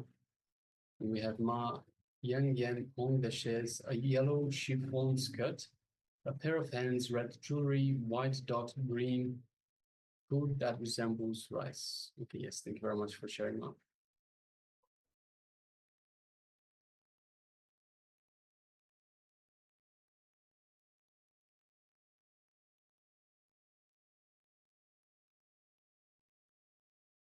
All right. So thank you all for sharing. We'll be entering into the verification. I'll be projecting the image that we had shown before. Yes. So as you can see, it's a image of under ocean. You can see the, of course, the fishes, and there are underwater plants, coral reefs, and even sun is shining from the top. Mahanadi also shares white. All right, we definitely have whites. We don't have any sugar plants over here because underwater and we don't have much of those. Yellow chiffon skirt, pair of hands, red jewelry, white, dot green, food that resembles rice. Okay, so we definitely have grima. Yes, thank you. Yes. So just completing with Aaron. So we had another image right up front, but some of our participants may have seen that image, so we had to change the image to another image. So Ma Nada Yogini, the other image had some sort of a cup as well. and also had some white. So you did catch part of that as well, Mark. So yes, thank you very much for sharing, and congratulations for manifesting. All right, so now let us do it again. So let us move into the second round of power manifestation, the same power manifestation of the third eye.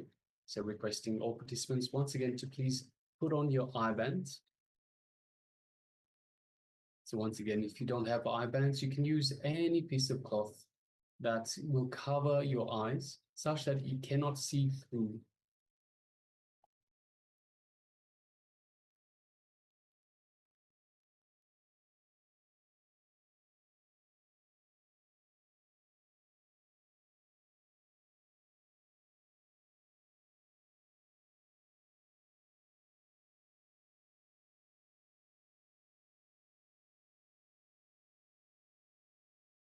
Yes. So let us sit comfortably with the head, neck, and spine in a straight line.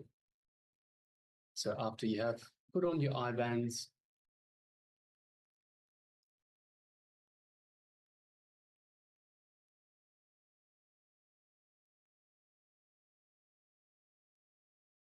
now let us connect to Swamiji in our inner space, in our Ananda Ganda.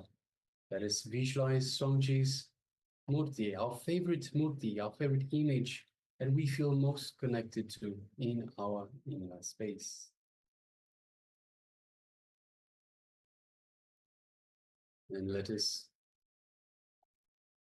feel the love and compassion that is radiating from Swamiji, from our inner space, from our Ananda Ganda, radiating all the love and compassion. Let us just take a moment and feel all of that, radiating from Swamiji, from your inner space. And just take a moment and feel the space of oneness with Swamiji. It is just you and Swamiji in your inner space, your Ananda Ganda.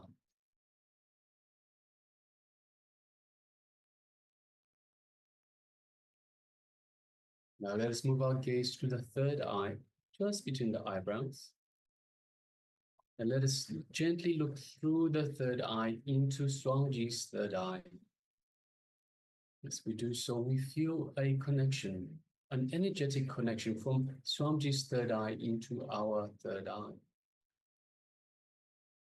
So just take a moment and feel that energy in your third eye.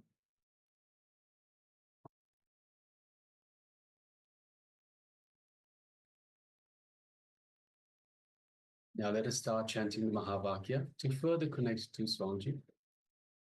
Om Nityananda Paramashivoham.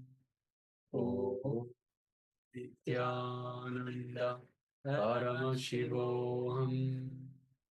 Om Nityananda Paramashivoham. Yes, continue chanting the Mahavakya. And from this space of oneness with Swamiji, let us start manifesting this power of third eye vision. Seeing pictures, images blindfolded. Let us begin. Nityananda Paramashivoham.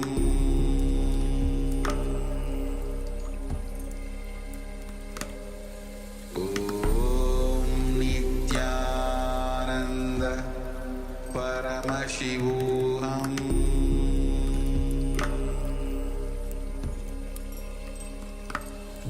Om Nityananda Paramashivoham.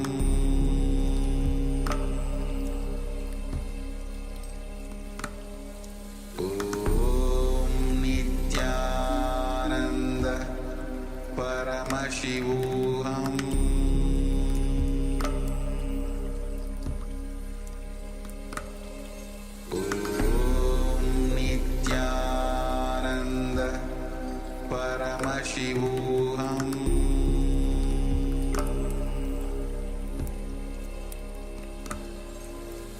Om Nityananda Paramashivoham.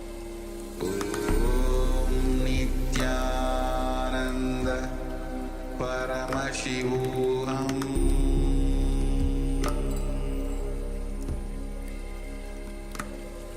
Om Nityananda Paramashivoham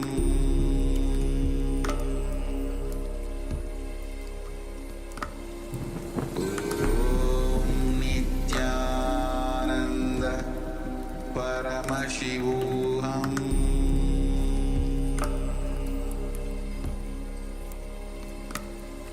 Om Nityananda Paramashivoham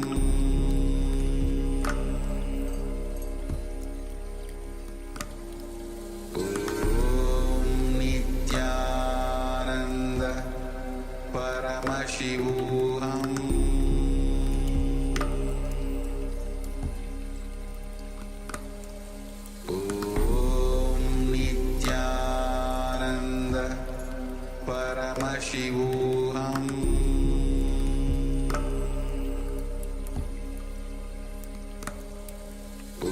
Om Nityananda Paramashivoham Om Nityananda Paramashivoham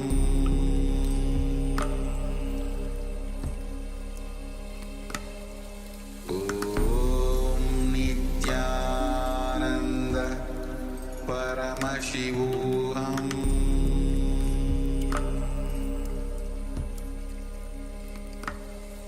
Om Nityananda Paramashivoham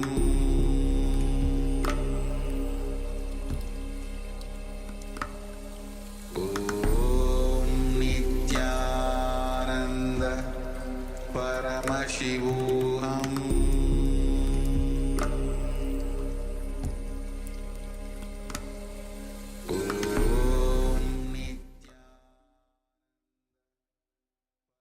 Yes, you can relax now. Slowly, very slowly, remove your eye bands. Gently let the light come back into your eyes. And just take a moment and share with us what was revealed to you in your third eye. So what did Swamiji show you in your third eye? The details of the image we were displaying for you for this second round of power manifestation of power of the third eye. So take a moment and share. And those of you that are with us on YouTube, you can also share. So if you've taken part in this power manifestation, share with us what was revealed to you in your third eye as well. Please go ahead. And understand that Swamiji is giving this gift to all of us, the power of third eye, the signs of the third eye, and the initiation into the power of third eye.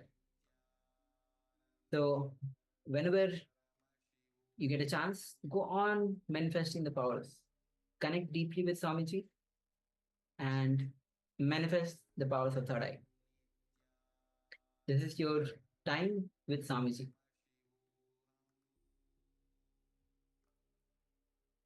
This is your time that you start manifesting, growing oneness in you.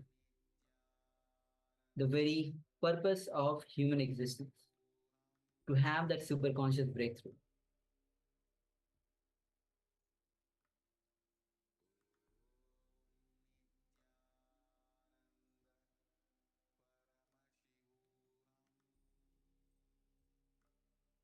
Please go ahead and share. Even all the partners on the YouTube, you can also start sharing what was revealed to you as you scan the image.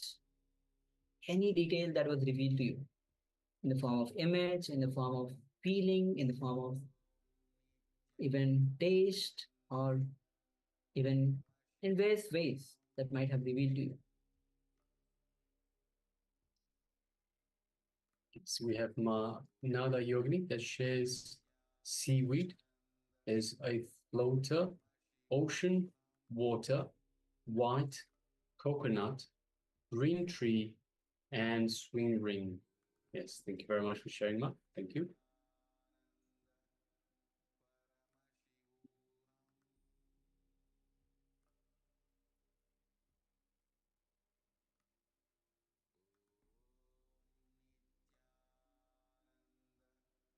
Just waiting on a couple more participants to have a chance to share as well.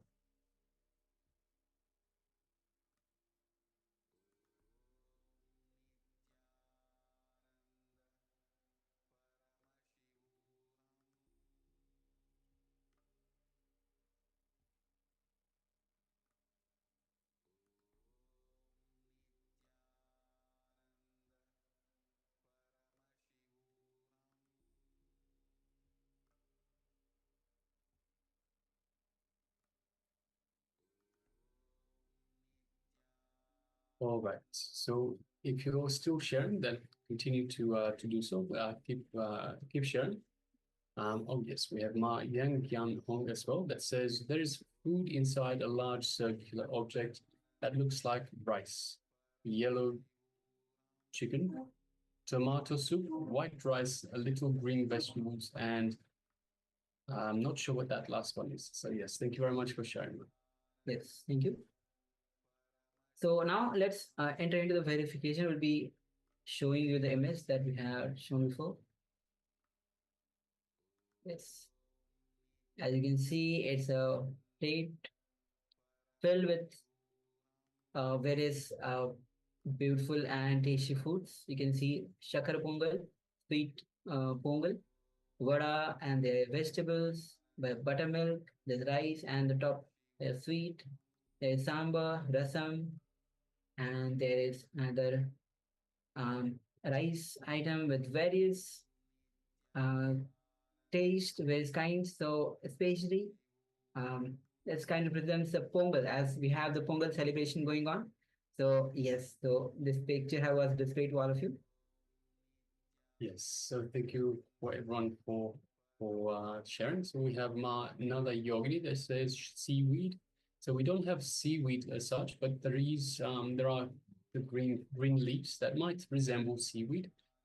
A floater ocean. So we have the sambar, the soup-like substance that has green leaves on it. So they're definitely floating.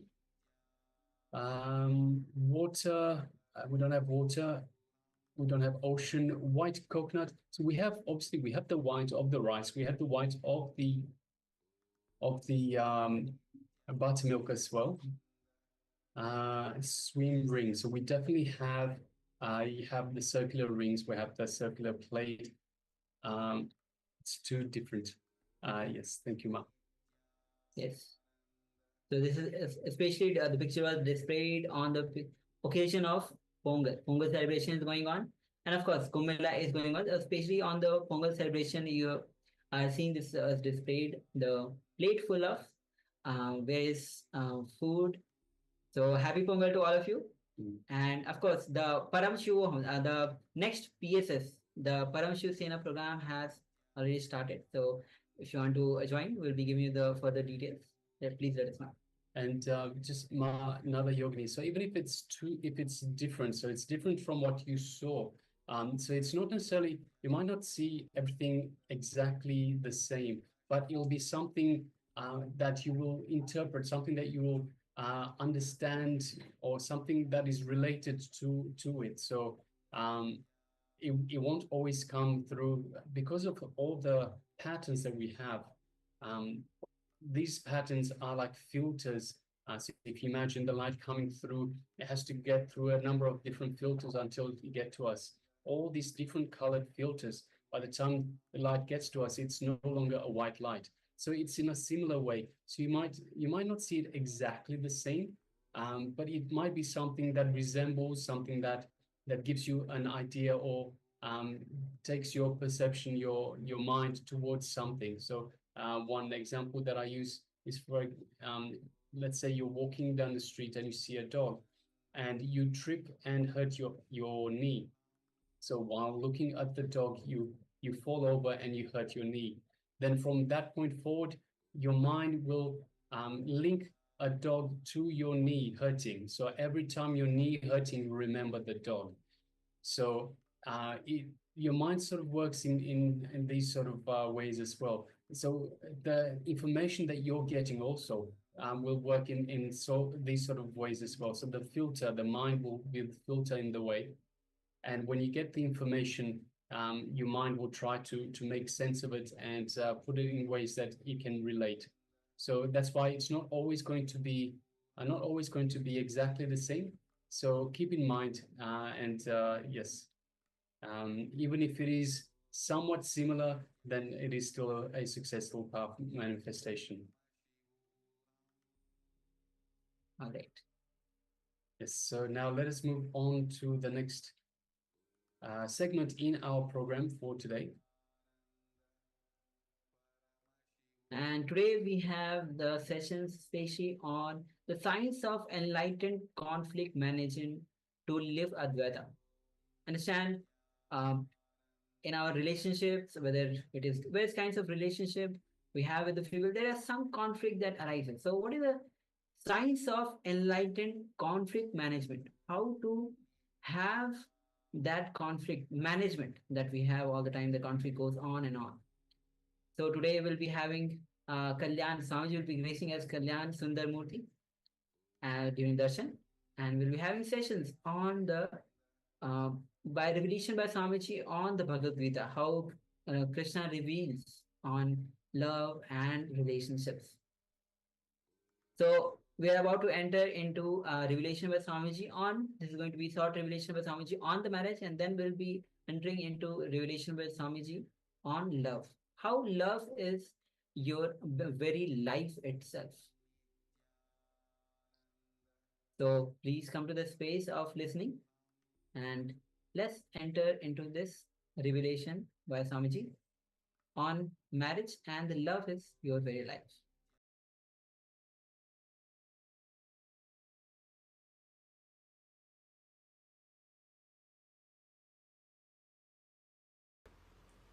Is the concept twin souls or soulmates true? Oh. My favorite subject, marriage. There is no such thing as soulmates. When you are in love, you feel as if the other person is a fulfillment for you. And he also feels you are a fulfillment for the other person. Just have everything will come out. I always tell people, love is blind, marriage is eye opener. Love is blind, marriage is eye opener. So, all the ideas of soulmates and everything is seasonal. It is only seasonal. It is not eternal. Soul does not need any second person to be in bliss. By its own presence, it is all fulfilling and enjoying and exploding. What is a relationship without expectation? I tell you, without expectation only real relationship can flower. Somebody asked me, in America, just like this I was telling, somebody asked me, Swamiji, I am afraid of marrying. Under what layer the fear of marriage comes? What is the layer under which the marriage comes? I told them, marriage comes under all the 4 layers. First thing is the fear of losing the status. Somebody asked me, Swamiji, people say that marriages are decided in heaven. Is it true? I tell them, I don't know whether it is decided in heaven or not. But after that, people live in hell. That much I know. After that, people live in hell. You are talking a lot about marriage and joking about wives. Would you ever get married and have a family? After all, you said at age 14, 21, 28, lamas are allowed to marry. What about Swamis? Now, Swamis can marry at any time, no problem. And actually, Paramahamsas can marry at any time. There is no problem. First of all, I am not technically a Swami, I am technically Paramahamsa. Swami means somebody who is trained by a earlier master to sit in that same seat, like a successor, predecessor. They are only called the Pidadhipatis and they have lineage and they have so many rules and all those things. Paramahamsas are the people who left their house and took this life to achieve enlightenment. They have not left for the sake of some Peetam, to sit in some throne or to be a head of some institution. They left out of their quest for enlightenment. So Paramahamsas are no way bound by the rules and regulations of the Swamis. But one thing, let you be very clear, I am not going to marry. And that I am very clear. And because I have seen many people, and I have some more jokes now, I don't want to tell, enough. And I have now too many jokes coming up. They are all coming and crashing now. The traffic jam is happening in my throat. Everyone is trying, hey, I am coming, I am. So, whose question it is? Okay. Let it be very clear, I am not going to marry. In Hinduism, the idea of divorce never exists. There is no idea of divorce. According to Hindu marriage laws, the divorce is not possible. And I want to tell you one important thing. Still, we don't have a Sanskrit equivalent word for divorce.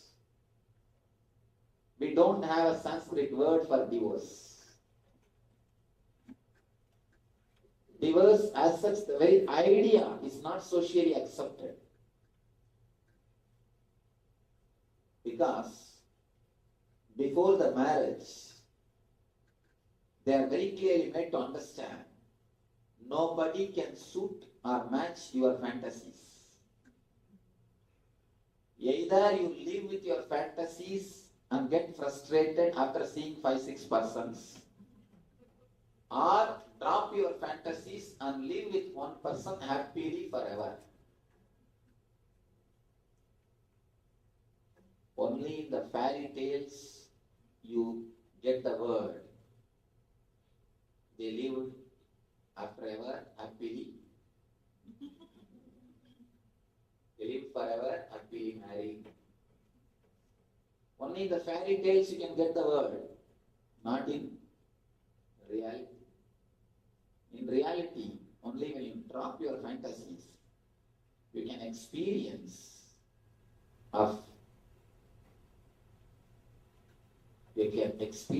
what I call Brahmacharya.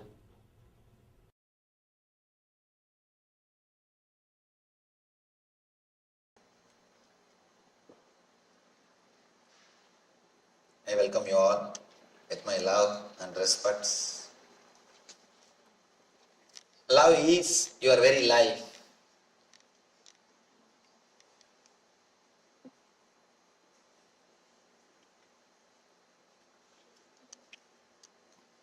It's beautiful. After the Viswarupa Darshana, showing the cosmic form, giving the experience of cosmic consciousness,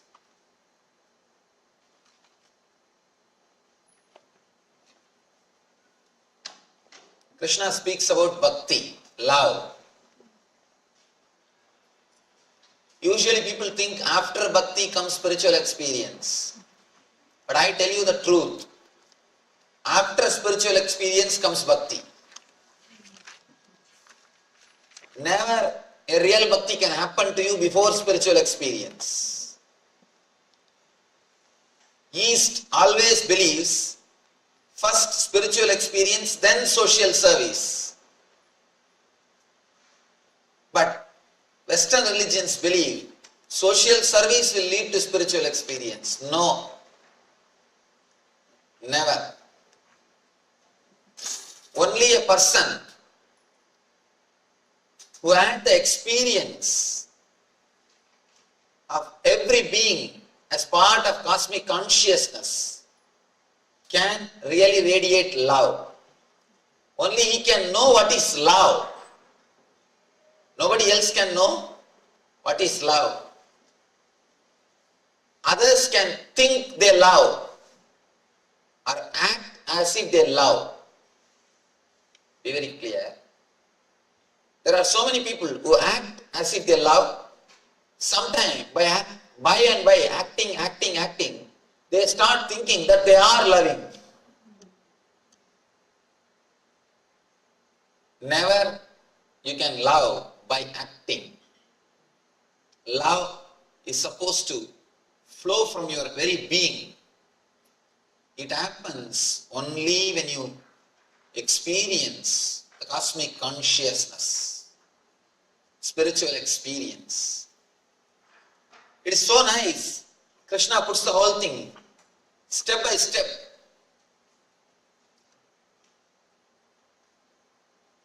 Really, after the spiritual experience, the gratitude, so much of gratitude overflows in your being.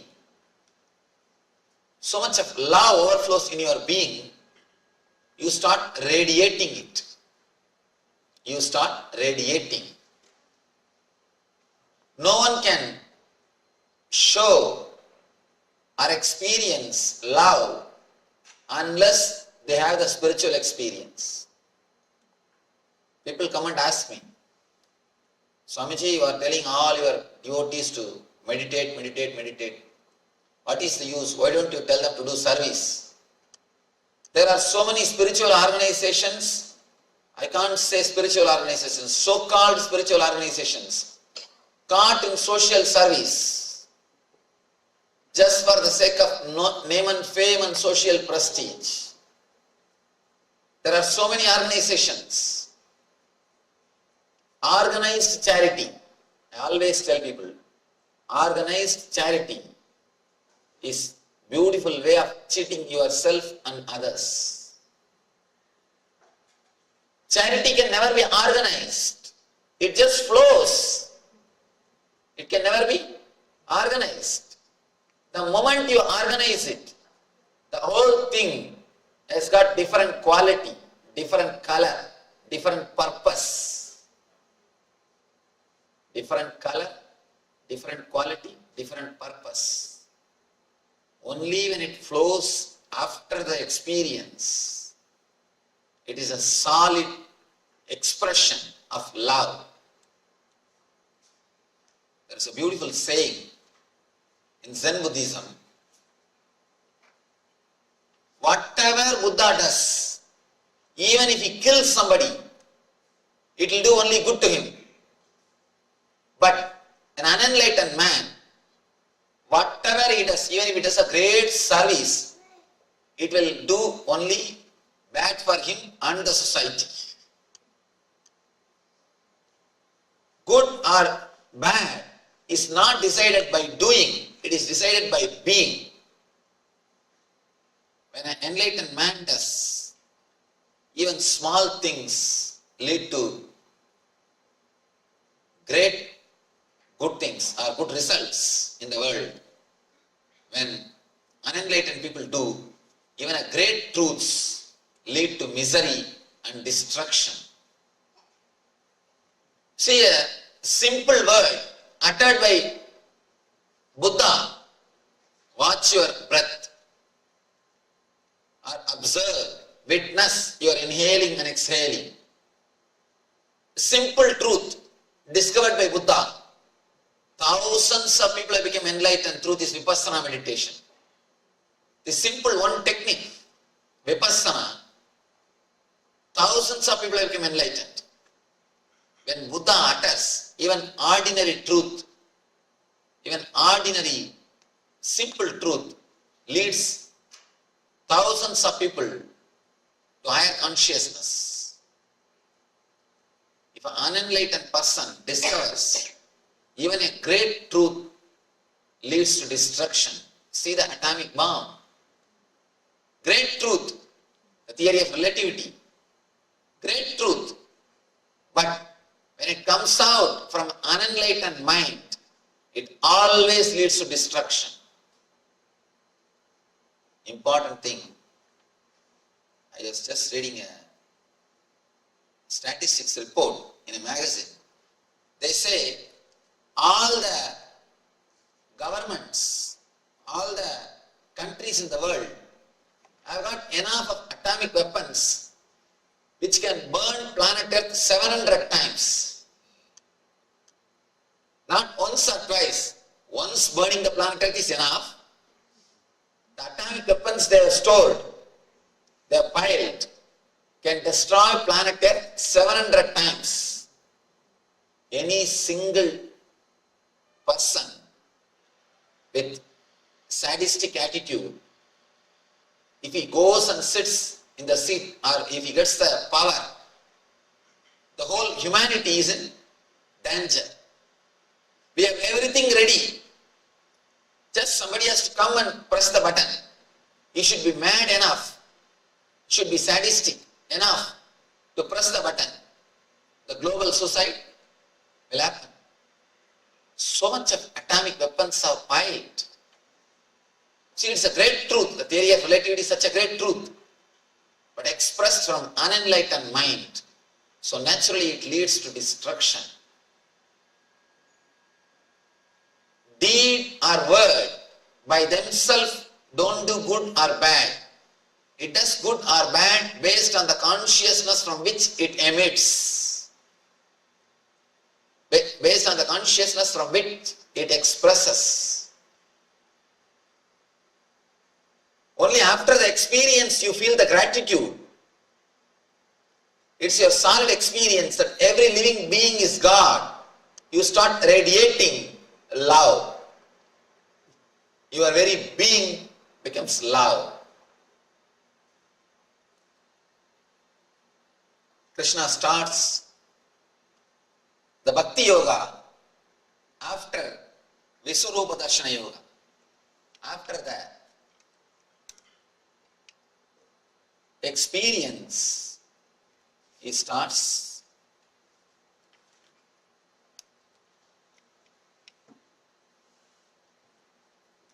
Bhakti Yoga. Arjuna Uvacha Evam Sadata Yukta Ye Bhaktas Pamparyuvasade Ye Sapyaksharam Avyaktam Tesham Ke Yoga Vittama. See, the whole trend in which Arjuna speaks is totally different now. The very trend, very way is different. He says, which are considered to be the more perfect? Those who are always properly engaged in your bhakti, or those who worship in those who merge in the Brahman, the unmanifested. Please be clear. Here, he is not asking for himself. It is from here the trend starts like a simple discussion. It's more like a trying to record the truth, trying to put the whole thing in record for future generation. The questions from here is neither doubt nor enquiries. Just he tries to put the whole thing in the form of writing so that it will be useful for the next generation. A simple understandings. Yes, who is established in you totally, whether a person who is devotee or person who is enlightened. Two things. The religious people or so-called religious people always confuse this sloka, giving the meaning of Arjuna is asking whether worshipping the form or formless, which is right one. But I tell you, that is not the way Arjuna is asking. If you see the answer of Krishna, you can understand that is not the way Arjuna is asking. Arjuna is asking, is it good to be established in the same consciousness or to express the love and gratitude which is created by the conscious experience to the whole universe, to every being. See, when you get that spiritual experience, some people stay in that same experience inside, that's all. With closed eyes only they can see God. He is asking, that type of person is great, or a person who opens his eyes and sees God in every being, he is great. Please understand, he is not asking whether worshipping the form is great or worshipping the formless is great. No.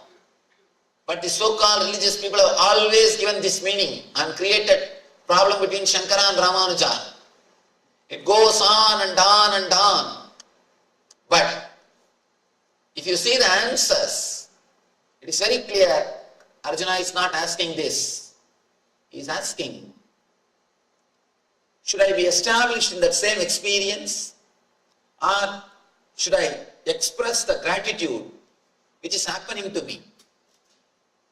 Expressing the gratitude which happens because of the experience is bhakti.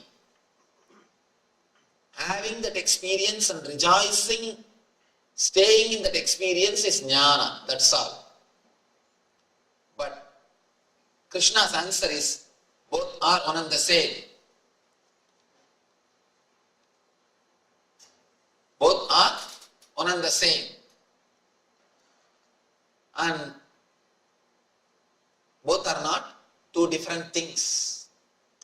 How the first one leads to second one, and the second one leads again back to first one. You see, you must have heard about the vicious circle. First one leads to second one, and second one leads to the first one. And now I wanted to introduce a new word, virtuous circle. Vicious circle leads to low energy, to a lower level of consciousness. Virtuous circle leads you to higher energy, higher level of consciousness. Bliss and devotion. Bliss and gratitude. Gratitude and bliss.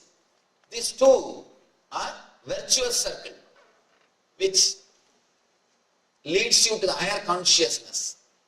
Bliss means the experience leads you to expression, gratitude, service. Again, the expression, the gratitude or service leads you to bliss. One leads to other, the other leads to first. So it is called virtuous circle. Usually we are caught in the vicious circle. Fear leads to greed, greed leads to fear. Fear leads to more greed, fear leads to more greed, and more greed leads to more fear leads to more and more greed, and more greed leads to more and more fear. This is vicious circle. And here Krishna introduces virtuous circle. Virtuous circle is what he calls dharma. Dharma means virtuous circle, which leads you to higher and higher consciousness, which leads you to higher and higher level of experiences. Sri Bhagavan Uvacha Maya Vesya Manoye Mam Nitya Yukta Upasade Shraddhaya Parayo Veda Deve Yukta Tamamada Maya Vesya Manoye Mam Nitya Yukta Upasade Shraddhaya Parayo Veda Deve Yukta Tamamada. Bhagavan says, those who fix, those who are established in the consciousness which expresses the gratitude, bhakti, are always engaged in me. And the transcendental faith means the experience which they undergo at the time of cosmic experience, both are ultimate. Of course, there are so many people who translate this text. Now I have to tell an important thing. Sanskrit is such a beautiful language. You can make any meaning out of any word. That is why so many thousands of commentaries on Gita is possible. But still Gita is new. No other book is commented by so many masters like Gita. But still Gita is new. Each one tries to give their own meaning. Again and again I insist. A person who has not experienced, if he starts speaking, naturally he will be in trouble, and he will be creating trouble to others. How blind leading blind leads both of them to trouble. Same way, A person without experience, when he translates or starts, he automatically does something called text torturing. Understand this small example. Here I am putting some diagram and explaining to you. After few days, you are presenting only audio CD to one of your friend who has not attended the lecture. How much he can grasp? He cannot. Because so many things are there in the diagram. I am explaining through a picture.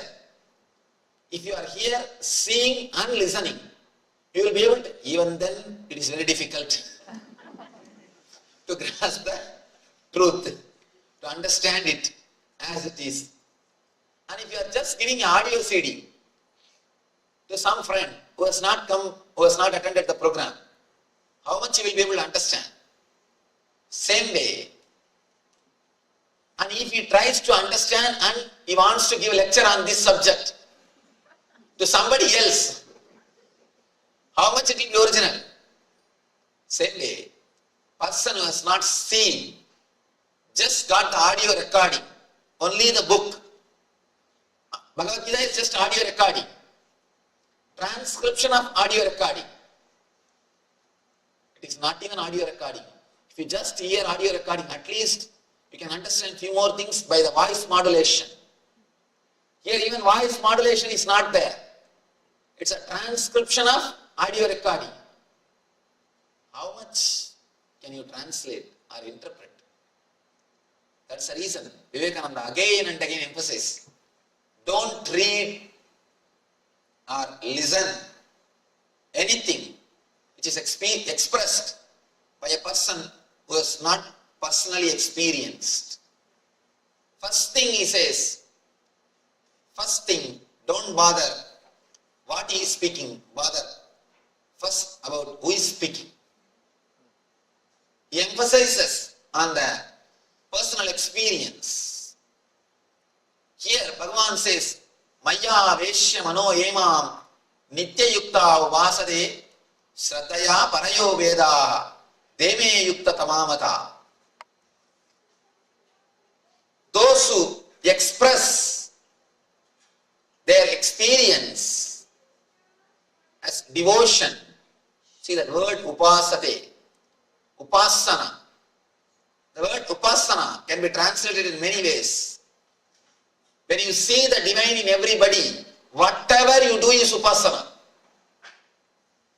When you see the divine in everybody, whatever you do is upasana. Please be very clear. When you don't see the divine in everybody, you can't see divine in any statue or in any master. First be very clear. If you don't see divine in living beings, you can't see divine in a God or in a Guru. Somebody goes to Ramanuja. Ramanuja is a great master.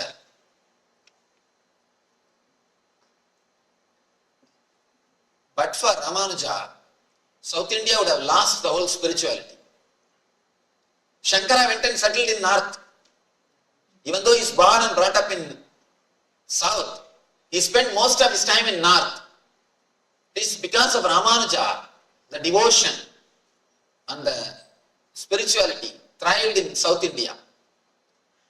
Till the end, Ramanuja stayed in South India. Not only that, Shankara lived only 32 years. But Ramanuja lived for a long time. He lived in the planet Earth for a long time. And he inspired thousands of people. Ramanuja inspired thousands of people in the path of spirituality and meditation. One young man goes to Ramanuja and asks, Bhagavan, please tell me how to achieve bhakti, how to achieve God, how to achieve the devotion. Ramanuja says, have you loved anybody in your life? This man was shaken. He said, I am a pure brahmachari. How can you ask me this question? I came to you to learn about God. But you are asking this question. Bhagavan Ramanuja says, first go and love somebody. See how you feel when you love somebody. Then come back, I'll teach you about God. I'll teach you about bhakti. Understand? The man was, of course, naturally taken aback. He is not able to understand what Ramanuja says.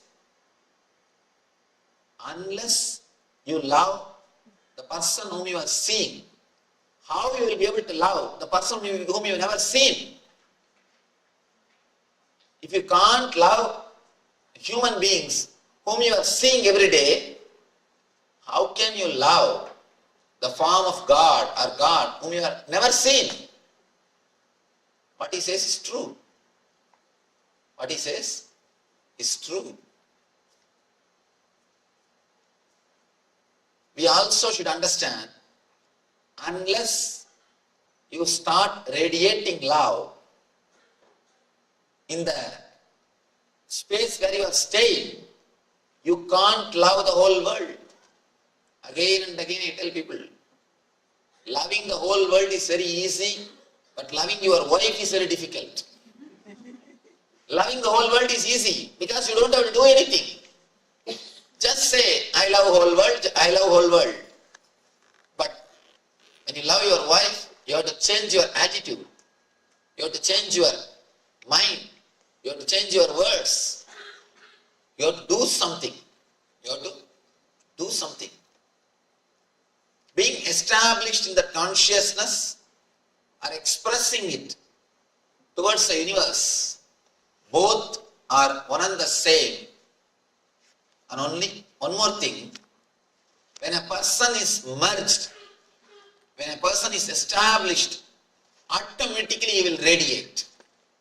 Automatically he will radiate. Please be very clear. If the love is not happening, if the expression is not happening, be very clear, the person has not experienced. When a real experience happens, it automatically expresses. Experience is not something you can possess and keep it in your cupboard. No. Experience will possess you and it will sing through you. Somebody asks a Zen master, will enlightened man speak? Master says, no. Enlightened man will never speak. Only a person who don't know will speak. Then he asks, then enlightened master will keep quiet? Master says, no, an enlightened man can never keep quiet. If he keeps quiet, be very clear, he don't know. He is not enlightened. Disciple was puzzled. Was taken aback. You say neither he will speak, nor he will keep quiet. What he will do? Master replies, he will sing. His very being will sing. He will neither speak nor keep quiet. His very being will sing. Because you can't possess experience. Experience will possess you. When experience possesses you, whatever you do will be a song. Any word which comes out of you will be a song. Your very walking will be a dance. Your very body language will radiate a grace. All your expressions will be a service. Great service to the humanity. He says beautifully, enlightened man never keeps quiet or he never talks. He just sings.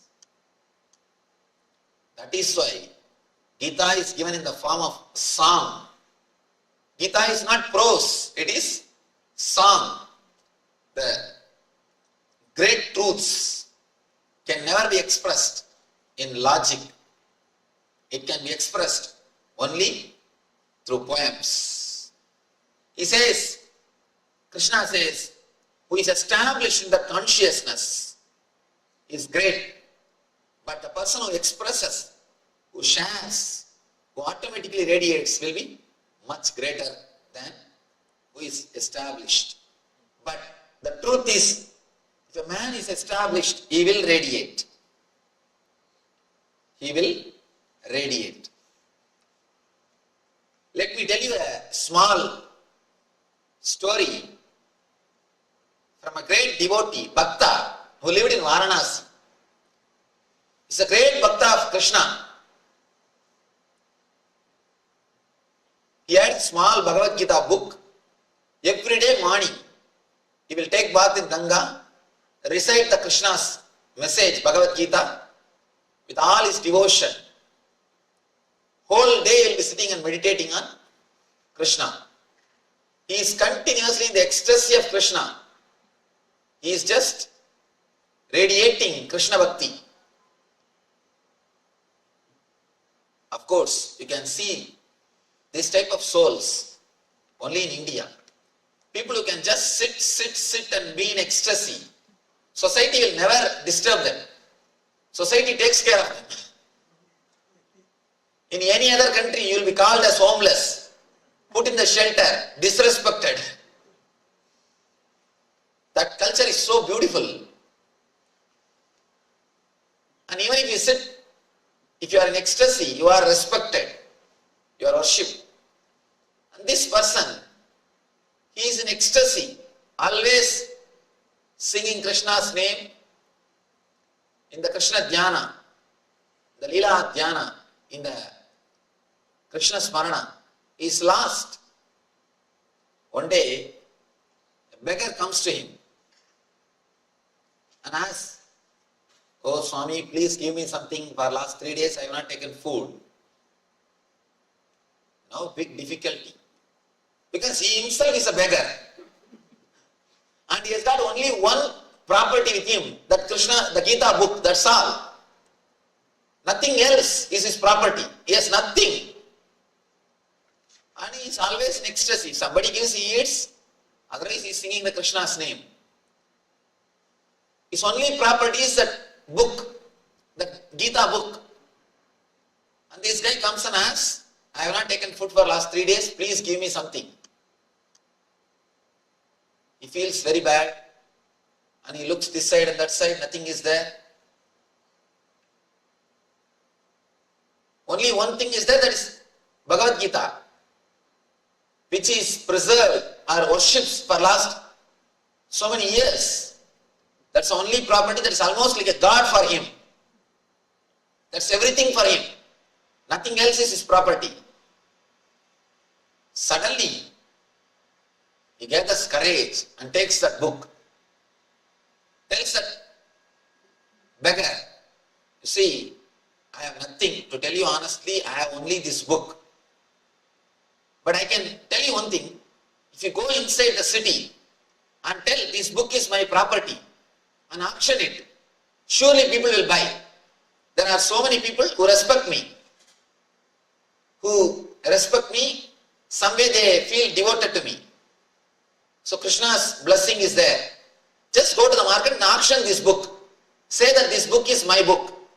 Surely people will buy, giving money, and take that money and eat and fulfill yourself. Be happy." And gives that book. Beggar just takes the book and goes away. Next day morning, when he is supposed to chant the Gita, he says, "Oh Krishna, I have given away your words to keep your word.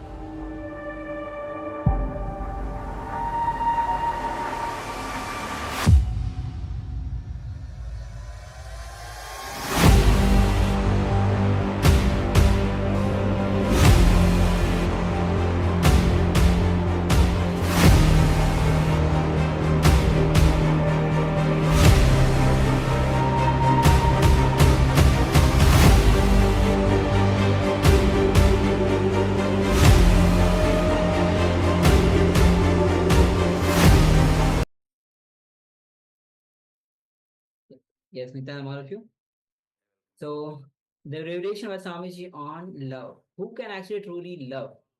The one who is established in the consciousness can actually radiate love. Rest nobody else knows what is true love. We may just uh, all the love as we know is just the attention need, attention seeking.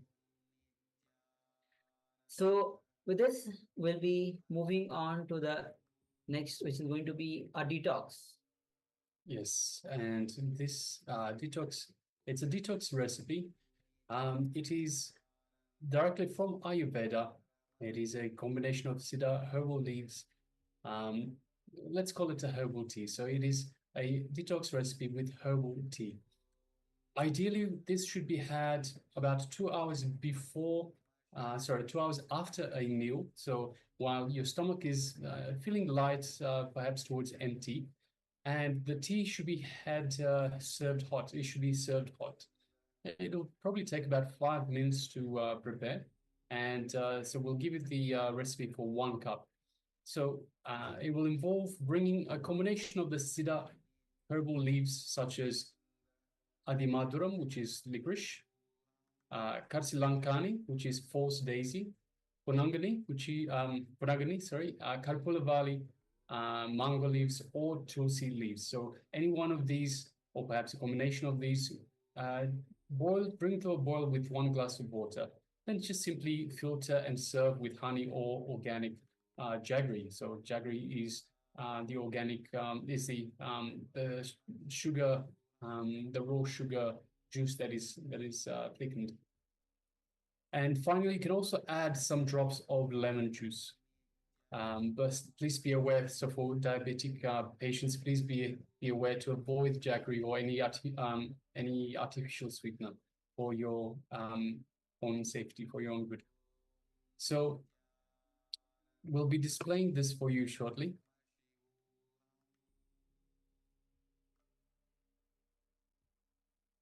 Yes, so as you can see, you can write down, so you can have any of these, select any of these siddha herbal leaves. So Adimaduram, which is licorice, Karsilankani, which is false daisy, or you can have Ponangani, Kalpuravali, or even mango leaves or tulsi leaves. So you can bring any of those combination to boil in a glass of water. And then afterwards, just filter the leaves away and served with some honey, organic jaggery, or and you can also add some lemon juice, a few drops of lemon juice.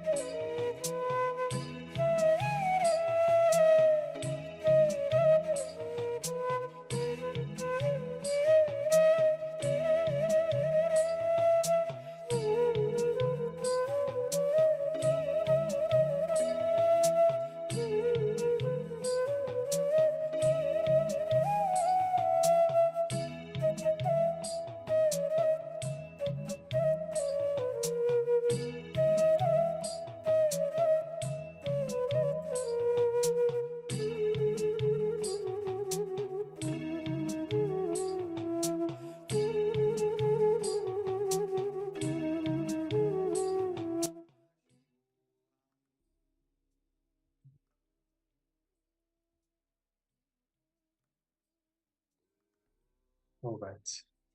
So some of the powers of cedar herbs. So I hope you've had enough of a chance to write down the different leaves, the cedar herbs or leaves that you can make the herbal tea with. But let us have a look at some of the powers of the cedar herbs.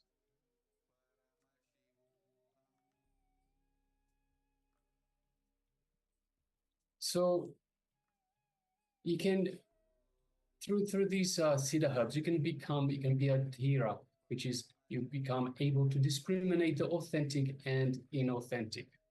You can build immunity, so it acts very much as an aushadha, building immunity. You can simply receive enlightenment and manifest power. So it can help you towards enlightenment. It can help you towards manifesting powers. It can clean your stomach. So it helps with the problems of acidity, problems with gas, constipation, and it also helps the general hydration of the body. It can also help with your vision, your eyesight. So your eyes will not flutter too much. The light won't be too bright, and you'll be able to have bright, fresh vision. It can also overcome tiredness. So if you're feeling sleepy, you can have this herbal tea, and it will help you in the same way that a similar way to how a coffee would help you feel more awakened. It will remove your tiredness, will remove your sleepiness, but in a much better, more healthy way. And also, these cedar herbs have never actually cause any addiction at all. So they're not addictive at all. So unlike coffee, for example, you can get addicted to coffee, but these cedar herbs are not addictive. They cannot cause any addiction. So you can have as much as you want. If you want, you can drink it 24 hours a day. Not a problem. You will never be addicted. All right. So with this, we'll be moving on to the intra-addition exercise on the revelation by Swamiji on the true love. You understand, when you have that joy, that ecstasy, that bliss in you, automatically you will radiate it within you, and you will never feel you are missing something or that you have lost something. Continuously, again and again in your regular life, receive these ideas and digest these ideas in your consciousness. Let your inner space be filled with these ideas. Let you not waste even few moments. Let your whole inner space be filled with these great thoughts. That is the way to establish yourself in that consciousness. Yes, now let us enter into an internalization exercise, excluding everything but one. So it's a meditation, it's a short meditation to get centered on eternal bliss. So let us move into the first step. So this meditation, this exercise will have a number of different steps. Step number one is just feel an object or person before you, in front of you. But don't just see the object of the person, but feel the object of the person. Become completely lost in them. So pick something that you really feel that you can't do without. So pick something that you feel you can't do without, whether it's a person or an object, and see that object, see that person in front of you. Whether it's a pet, an animal, whether it's a loved one, loved partner, or whether it could be your car, whatever you love. So feel the object or the person before you, but don't just see the object or the person, but feel its presence. Feel that you become completely lost in them. So this will be the first step. So we'll take 5 minutes just to get into that space. Is requesting everyone to do this sincerely, as it is very important for the next steps as well. So please do this sincerely. Feel the object or the person in front of you. Be completely lost into them.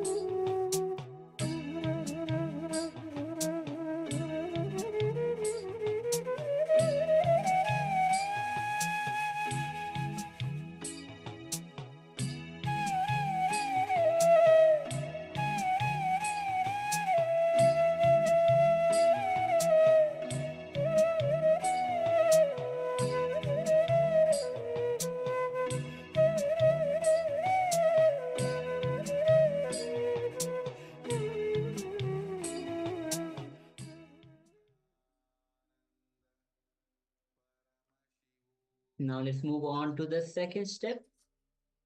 Now feel the absence of all other objects and persons, but only this one which you have chosen. Exclude everything else. Just be completely absorbed with that one object or one person. Please continue this step.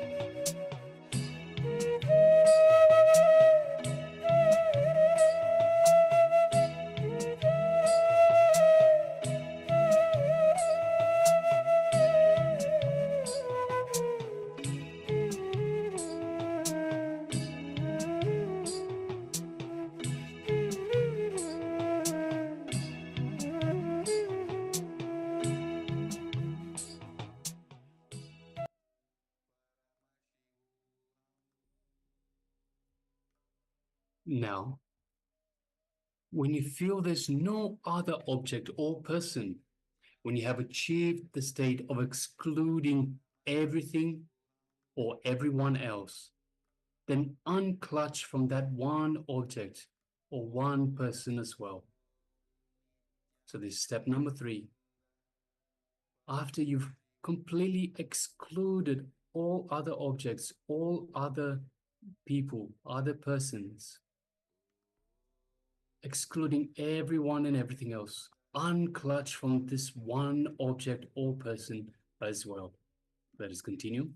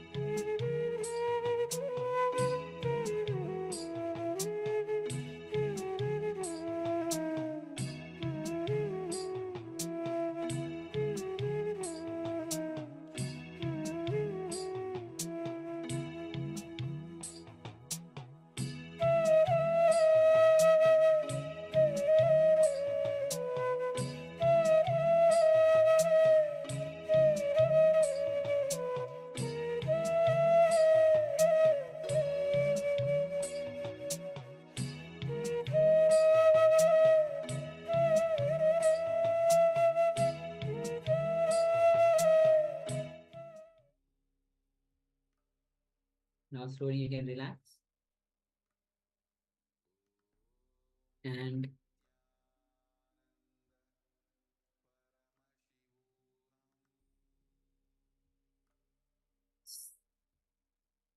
now we'll be moving on to the fourth step. Finally, leave aside the object feeling, being absorbed in one object, and the absence feeling that one object is absent also. Realize yourself. Disappear into yourself. Suddenly, you will see you are centered on you, on your deeper self, on your consciousness, on your very being.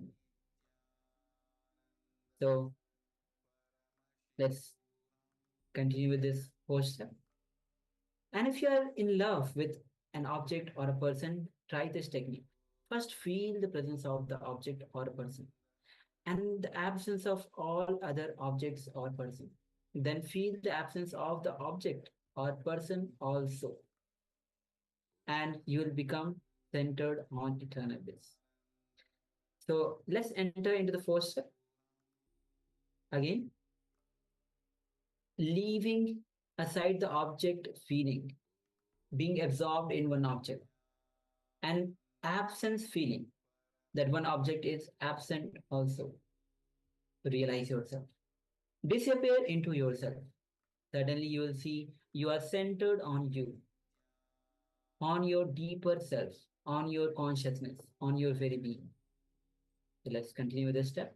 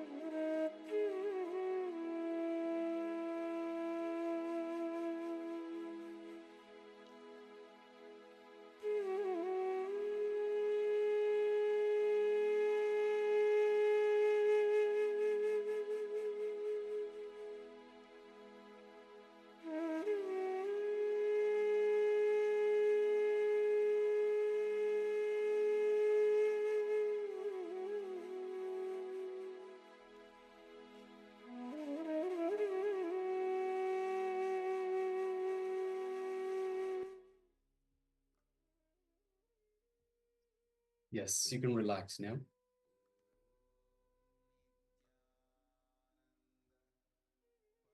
So if you are in love with an object or a person, try this technique. First, feel the presence of that object or the person, then the absence of all other objects or person, and then feel the absence of that object or person also. And you will become centered on eternal bliss. Swamiji beautifully tells, by taking away the object of our affection, we turn that affection towards bliss. So this is exactly what we're trying to do here. So getting centered on eternal bliss. All right, so now let us move on to the next segment in our program for today.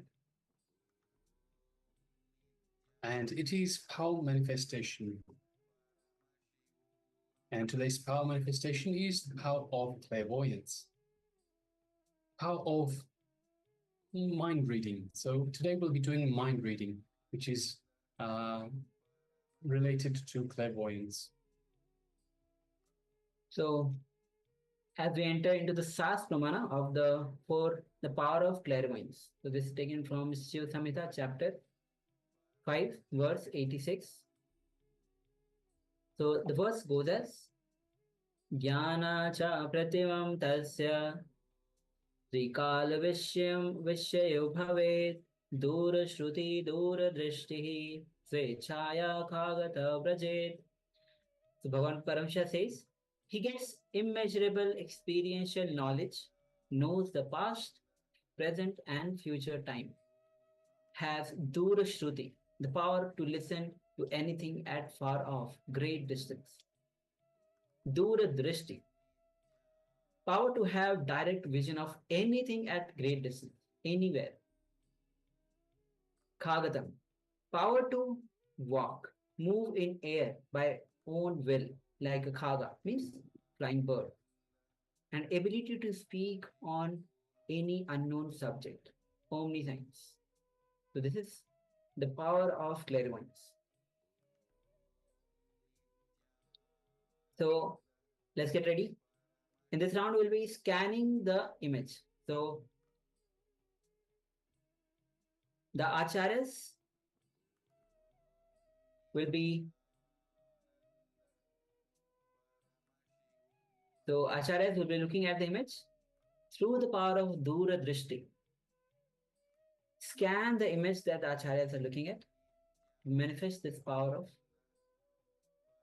clairvoyance. Scanning the image. So you can sit with your head, neck, spine, and straight line. And close your eyes.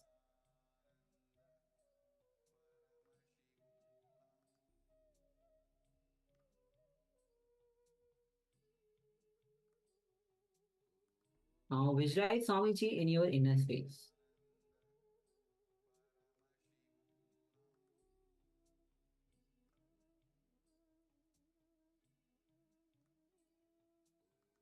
And visualize his infinite love, his infinite grace showering through you. Now gently bring your awareness to your third eye, Ajna Chakra, and start to unclutch from everything, every thought that is coming up.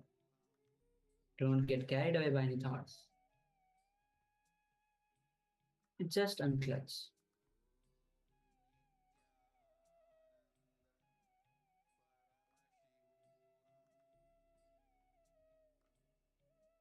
Now from that space, let's start chanting the Mahavakya. Om Nityananda Paramashivoham. Om Nityananda Paramashivoham. Om Nityananda Paramashivoham. Let's keep chanting the Mahavakya. Let's enter into this manifestation as the acharyas, we ourselves are looking at the image.